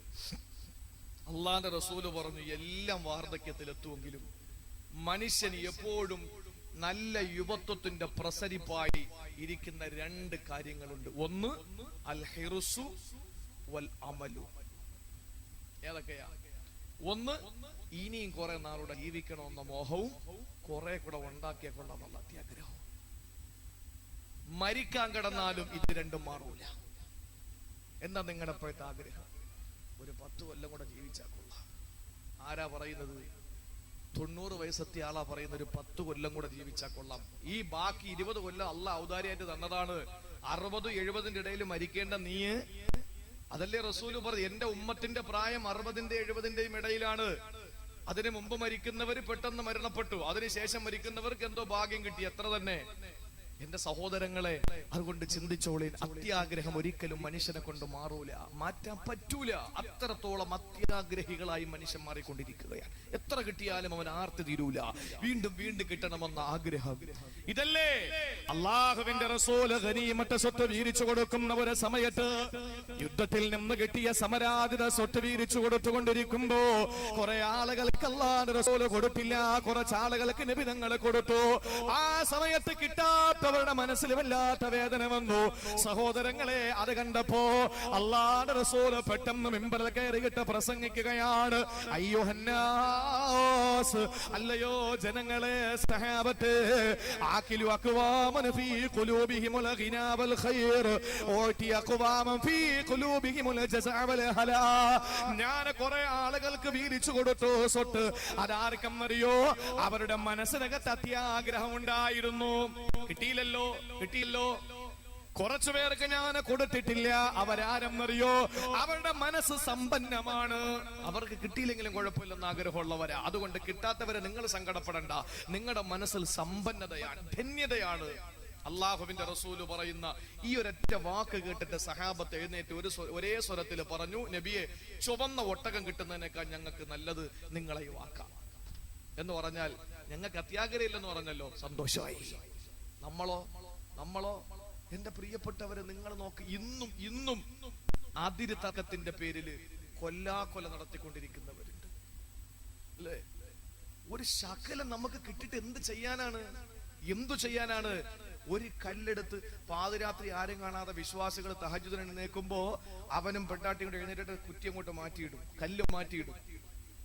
രാത്രി കല്ല് മാറ്റി അപ്പൊ അറിയില്ലല്ലോ, അല്പാൽപ്പം മാറ്റിയാൽ അവസാനം അപ്പുറത്തവന്റെ വീട്ടിൽ മകളെ കെട്ടിക്കാനുള്ള പ്രായമായി കെട്ടിക്കുന്ന സമയത്ത് വസ്തു അളക്കും. എന്തിനാണ്? അവക്ക് എഴുതി കൊടുക്കാൻ. അങ്ങനെ വരുമ്പോ അവരുടെ 3 സെന്റ് കാണാനില്ല. അങ്ങനെ വരുമ്പോൾ പ്രശ്നമായി. അപ്പോഴ് കാക്ക ആരും അറിഞ്ഞില്ലെന്നാണ് അവന്റെ വിചാരം. പക്ഷെ അള്ളാഹു അറിയുന്നുണ്ടല്ലോ. അവൻ ഇങ്ങനെ കൊടവേറൊക്കെ തടകിയിട്ട് പറയും, ഇനിയിപ്പോ എന്ത് ചെയ്യാൻ, നിങ്ങൾ നമ്മളെ തന്നെ പറയും, നമുക്ക് നല്ലതുപോലെ അറിയാം, തർക്കം വേണ്ട, 3 സെന്റിന്റെ കുറവല്ലേ, പകുതി ഞാൻ സഹിച്ചോളാം, പകുതി നീ സഹിച്ചോ എന്ന് പറയും. അപ്പൊ എങ്ങനെ നോക്കിയാലും 1.5 സെന്റ് ലാഭം അവനെ തന്നെ. 1.5 സെന്റ് ലാഭം അവനെ തന്നെ. ഇത് കിട്ടിയിട്ട് എന്ത് ചെയ്യാനാണ്? എന്തിനാണിത്? അലക്സാണ്ടർ ചക്രവർത്തി വെട്ടിപ്പിടിച്ചു, രോഗം മുഴുവനും വെട്ടിപ്പിടിച്ച് അവസാനം അദ്ദേഹത്തിന്റെ പ്രിയപ്പെട്ട മാതാവ്, ആ മാതാവിന്റെ വീട്ടിൽ നിന്ന് അലക്സാണ്ടർ ചക്രവർത്തിയുടെ കൊട്ടാരത്തിൽ വരാൻ 8 മണിക്കൂർ യാത്ര ചെയ്യണം. മോനെ, നിന്നെ ഒന്ന് കണ്ടോളാൻ വയ്യടാ ഉമ്മക്ക്. അലക്സാണ്ടർ ചക്രവർത്തി പറഞ്ഞു, ഒരു രാജ്യം കൂടെ കൊണ്ടത് കഴിഞ്ഞിട്ട് ഞാൻ വന്നോളാം. അങ്ങനെ വെട്ടിപ്പിടിച്ച് അവസാനം ഇന്ത്യയിൽ വന്ന് മടങ്ങി പോകുമ്പോൾ മാരകമായ രോഗം പിടിപെട്ടും മരണക്കിടക്കയിലാണ്. അലക്സാണ്ടർ ചക്രവർത്തിയോട് ഡോക്ടർമാര് വന്നിട്ട് പറഞ്ഞു, രാജാവേ, 6 മണിക്കൂർ കഴിഞ്ഞാൽ നിങ്ങൾ തട്ടിപ്പോകും. അലക്സാണ്ടർ ചക്രവർത്തി പറഞ്ഞു, വേറെ ഒരു വഴിയില്ല. എനിക്കെന്നാൽ ഒരു 2 മണിക്കൂർ കൂടി നിങ്ങളുടെ ഔദാര്യമായി തരണം. 8 മണിക്കൂർ എനിക്ക് വേണം. എന്താ? എന്റെ ഉമ്മ എന്നെ കാണാൻ വേണ്ടി ഇറങ്ങിയിട്ടുണ്ട്, അവരൊന്ന് വന്നോട്ടെ, ഒന്ന് കണ്ടോട്ടെ. ആ സമയത്ത് ഡോക്ടർമാര് പറഞ്ഞു, കഴിയില്ല, 6 മണിക്കൂർ കഴിയുമ്പോൾ നിങ്ങൾ മരിക്കുമെന്ന് പറഞ്ഞപ്പോൾ അലക്സാണ്ടർ ചക്രവർത്തി പറഞ്ഞു, എനിക്ക് ഒരൊറ്റ ആഗ്രഹമേ ഉള്ളൂ, നിങ്ങൾ എന്റെ 2 കൈയും പുറത്തോട്ടിട്ട് വേണം കൊണ്ടുപോകാൻ. ഞാൻ മരിക്കുമ്പോ എന്റെ 2 കൈയും പൊതിയാതെ പുറത്തേക്കിടണം, ആളുകൾ അത് കാണണം. എന്തിനാന്ന് ചോദിച്ചപ്പോ പറഞ്ഞു, ആളുകൾ കണ്ടിട്ട് മനസ്സിലാക്കണം ഞാൻ ഒന്നും കൊണ്ടുപോയിട്ടില്ല. നമ്മൾ എന്തെങ്കിലും കൊണ്ടുവന്നോ? ഇല്ല. എന്തെങ്കിലും നേടിയോ? കുറച്ചൊക്കെ നേടി. എന്തെങ്കിലും കൊണ്ടുപോകുമോ? ഒന്നും കൊണ്ടുപോകൂല. അപ്പൊ ഈ നേടിയത് നമ്മൾ സുഖിച്ചു, സന്തോഷിച്ചു. അതുകൊണ്ടാണ് പറയുന്നത്, ഉണ്ടാക്കുന്നൊക്കെ തിന്നണം. അല്ലാതെ പല്ല് തേപ്പില്ല. ഉസ്താദെ, പല്ല് തേച്ചിട്ട് 3 ആഴ്ച കഴിഞ്ഞു, ഭക്ഷണം കഴിച്ചില്ല, ബാത്റൂമിൽ പോയില്ല, കുളിച്ചില്ല, നനച്ചില്ല, ഒന്നും ചെയ്തില്ല. എന്താ? അവിടെ തിരക്കല്ലേ, അവിടെ പോകുമ്പോ അവിടെ നിന്ന് വിളിയത്, അങ്ങനെ പോകും. ഇതെല്ലാം കഴിഞ്ഞ് എല്ലാം കൂടെ ഉണ്ടാക്കി കെട്ടിപ്പിടിച്ച് വീട്ടിൽ കൊണ്ടുവന്ന് വെച്ചിട്ട് അവസാനം ഇത് തിന്നാൻ വേണ്ടി ഇരിക്കുമ്പോ ഭാര്യ അപ്പം ചുട്ടോണ്ട് വരുമ്പോൾ പറയും, എനിക്ക് തിന്നൂടാ, ഉപ്പ് കൂട്ടിക്കൂടാ, മധുരം കൂട്ടിക്കൂടാ, പുളി കൂട്ടിക്കൂടാ, ഒന്നും കൂട്ടിക്കൂടാ. അവസാനം ചപ്പാത്തി പച്ചവെള്ളത്തിൽ മുക്കിയിട്ട് തിന്നുകൊണ്ടിരിക്കാൻ. എന്ന് പറഞ്ഞാൽ ഈ ഉണ്ടാക്കിയതൊന്നും തിന്നാനും സുഖിക്കാനുള്ള യോഗം നിനക്കില്ല. ഇതല്ലേ രാജാവിന്റെ മുമ്പിൽ വന്നിട്ട് നിലവിളിച്ചിട്ട് പറയുകയാണ്, ഒന്നുമില്ല രാജാ, ഒന്നുമില്ല, എനിക്കൊന്നുമില്ല, പാപമായി പോയി ഞാൻ എന്ന് പറഞ്ഞപ്പോൾ രാജാവ് പറഞ്ഞു, നിനക്ക് എന്താ വേണ്ടത്? ആ സമയത്ത് രാജാവിനോട് പറഞ്ഞു, എനിക്ക് എന്തെങ്കിലും തരുമോ? ശരി, നിനക്ക് ഞാൻ കുറച്ച് പുരയിടം തരാ, സന്തോഷമായി. എത്രയാണ് വേണ്ടത്? അത് നിങ്ങളുടെ ഇഷ്ടമാണ്. രാജാവ് പറഞ്ഞൊരു കാര്യം ചെയ്യ്, നീ നടക്ക്, ഇവിടെ നിന്ന് നടന്നോ, എവിടെ നിൽക്കോ അവിടംബരം കഴി തന്നേക്കാം. ഇതിനപ്പുറം ഇനി എന്തെങ്കിലും സന്തോഷം വരാനുണ്ടോ? രാജാവ് പറഞ്ഞു, നീ എവിടെ നിൽക്കോ അവിടം വരെ തന്നേക്കാം. ഇയാള് നടന്നിട്ട് കുറെ ദൂരം ചെന്ന് തിരിഞ്ഞു നോക്കിയപ്പോ ഒരുപാട് ദൂരമായി. ആ അത്യാഗ്രഹം കൂടി, ആർത്തി കൂടി, അയാൾ ഓടി. കാരണം നിന്ന അവിടം വരെ എഴുതി കൊടുക്കില്ലേ, ഇയാൾ നിന്നില്ല, ഓടി. ഓടി റബ്ബർ തോട്ടത്തിൽ ഇറങ്ങി, വാഴത്തോട്ടത്തിൽ കയറി, തെങ്ങും തോട്ടത്തിൽ ഇറങ്ങി, ഓടി ഓടി ഓടി ഓടി ഓടി ഓടി ഇങ്ങനെ രാജാവും പരിവാരങ്ങളും ബാക്കിൽ നിന്ന് ഓടുക. കാരണം എന്താ? അവരാക്രാന്തം കൊണ്ട് ഓടുന്നത്, ഇവര് അളക്കാൻ വേണ്ടി ഓടുന്നവരാ. അങ്ങനെ ഓടി ഓടി ഓടി അവസാന കൊട്ടാരത്തിന്റെ മറുഭാഗത്ത് വന്നു. അയാള് വന്നവിടെ നിന്നു, കുഴഞ്ഞങ്ങ് വീണു, വായിലൂടെ നുരയും പതയും വന്നു, അവിടെ കിടന്നങ്ങ് ചത്തു. ഇയാൾ ഓടിയതല്ലേ. രാജാവിന്റെ അടുക്കൽ വന്ന് ബന്ധുക്കൾ പറഞ്ഞു, ഇനി എന്ത് ചെയ്യും രാജൻ? എന്ത് ചെയ്യാനാണ്? ബന്ധുക്കൾ പറഞ്ഞു, ഇവനെ കുഴിച്ചിടാൻ കുറച്ച് മണ്ണ് ഒടിക്കുക, അത്ര മതി, വേറെ ഒന്നും വേണ്ട. അങ്ങനെ കുറച്ച് മണ്ണ് കൊടുത്തു. 6 അടി മണ്ണിനകത്ത് ഇവനെടുത്ത് കിടത്തി, മണ്ണിട്ട് മൂടി, അവരങ്ങ് പോയി. ഇത്രയല്ലേ ഉള്ളൂ മനുഷ്യൻ. കുറെ ഓടി സമ്പാദിച്ച് അവിടെ കൂടെ, തൃശ്ശൂർ കൂടെ, എറണാകുളത്തൂടെ ഓടി, ആലപ്പുഴ വഴി നേരെ മലപ്പുറത്ത് ചെന്ന് കോഴിക്കോട് വഴി ഇങ്ങനെ ഓടി വന്ന് ഉണ്ടാക്കി എല്ലാം കൊണ്ടുവന്ന് അവസാനം മരിക്കുമ്പോ ഇവൻ എന്ത് കൊണ്ടുപോകും? ഒന്നും കൊണ്ടുപോകൂല. അതുകൊണ്ട് ഉണ്ടാക്കുന്നത് തിന്നുക, സുഖിക്കുക, ഇബാദത്ത് ചെയ്യുക. അള്ളാഹു തൗഫീഖ് തരട്ടെ. അത്യാഗ്രഹമൊക്കെ മാറ്റി വെച്ചോളി. നമ്മൾ ഒന്നും കൊണ്ടുപോകൂല, അല്ലെങ്കിൽ തന്നെ ലോകമൊക്കെ അവസാനിക്കാറായി. ഇനിയിപ്പോ എന്താ ഉള്ളത്? വലിയ 5 or 6 അടയാളങ്ങൾ വരാറുണ്ട്, ബാക്കിയെല്ലാം വന്ന്. അള്ളാഹു നമുക്ക് മനസ്സിലാക്കാനുള്ള തൗഫീഖ് തരട്ടെ. അത് കഴിഞ്ഞാൽ പ്രിയപ്പെട്ടവരെ, 4ാമത്തെ പക്ഷി ഏതാണ്? നസ്റുന്നത് പരുന്താണ്. മറക്കല്ലേ, പരുന്തിന്റെ സ്വഭാവം എന്താ? ഉജുബുന്നസുരീ, പരുന്തിന്റെ ഉൾനാട്യമാണ്, പരുന്തിന്റെ ദംഭ, പരുന്തിന്റെ അഹംഭാവമാണ്. പരുന്തിനൊരു അഹംഭാവമുണ്ട്. പാറിപ്പറന്ന് പോകുമ്പോഴും പരുന്ത് ചിന്തിക്കുന്നത് എല്ലാം എന്റെ താഴെയെന്നാണ്, എല്ലാവരെക്കാളും മുകളിലാണ് താനെന്നാണ് പരുന്ത് ചിന്തിക്കുന്നത്. സഹോദരങ്ങളെ, 1.25 ലക്ഷത്തോളം വരുന്ന പുണ്യ പ്രവാചകന്മാരുടെ സമുദായത്തെ നശിപ്പിച്ചത് ഈ ഒരൊറ്റ കാര്യത്തിന്റെ പേരിലാണ്. അവര് പറഞ്ഞതെന്താണ്? അള്ളാഹുവിനെ ഞങ്ങൾക്ക് വിശ്വാസമുണ്ട്, പക്ഷെ ഞങ്ങൾക്കറിയേണ്ടത് നിന്നെയോ അള്ളാഹ്ക്ക് കിട്ടിയുള്ളൂ പ്രവാചകനായിട്ട്. നിനക്ക് എന്തിരിക്കുന്നടാ ആട്ടിടയാ? ഞങ്ങളല്ലേ സമ്പന്നര്, ഞങ്ങളല്ലേ ആരോഗ്യമുള്ളവര്, നിന്നെയോ പടച്ചോന് കിട്ടിയത്. അതുകൊണ്ട് നിന്നെ ഞങ്ങൾ അംഗീകരിക്കൂല. എല്ലാവരും തന്റെ കീഴിൽ വേണമെന്ന് കൊതിച്ചതുകൊണ്ട് ഒരു സമൂഹത്തെ അള്ളാഹു നശിപ്പിച്ചിരിക്കുകയാണ്. സഹോദരങ്ങളെ, വീട്ടിലെ മക്കള് ബഹളം വെച്ചപ്പോ വാപ്പ പിടിച്ചൊരടി കൊടുത്തു. അടി കിട്ടിയ പൊന്നുമോനെ കരഞ്ഞപ്പോൾ സങ്കടം വന്നു. മോനെ വിളിച്ചടുത്ത് നിർത്തിയിട്ട് ചോദിക്കുന്നു, പൊന്നുമോനെ, വാപ്പ പറഞ്ഞപ്പോ നീ കേൾക്കാത്തത് എന്താണ്? എത്ര സ്നേഹമാണത് വാപ്പാക്ക്.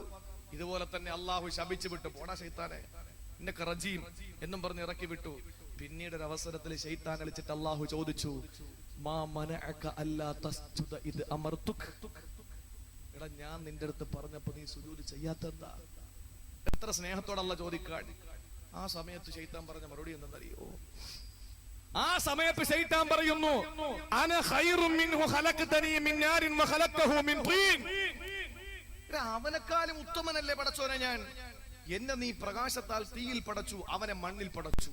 അപ്പൊ എന്നെക്കാളും താഴെയല്ലേ അവൻ? അപ്പോഴും അവന്റെ അഹങ്കാരത്തിന് കുറവില്ല. ഇതാണ് എല്ലാവരും എന്നെക്കാളും താഴെ വരുന്നവരെന്ന ചിന്ത. ഇല്ല പ്രിയപ്പെട്ടവരെ, രക്ഷയില്ല. എല്ലാവരും വന്ന് നല്ല വർത്തമാനം പറഞ്ഞ ഒരാളുണ്ടായിരുന്നു. 100 നാക്കാണ് സഹാബത്തിന്. എല്ലാവരും പറയുന്നു, നബിയേ,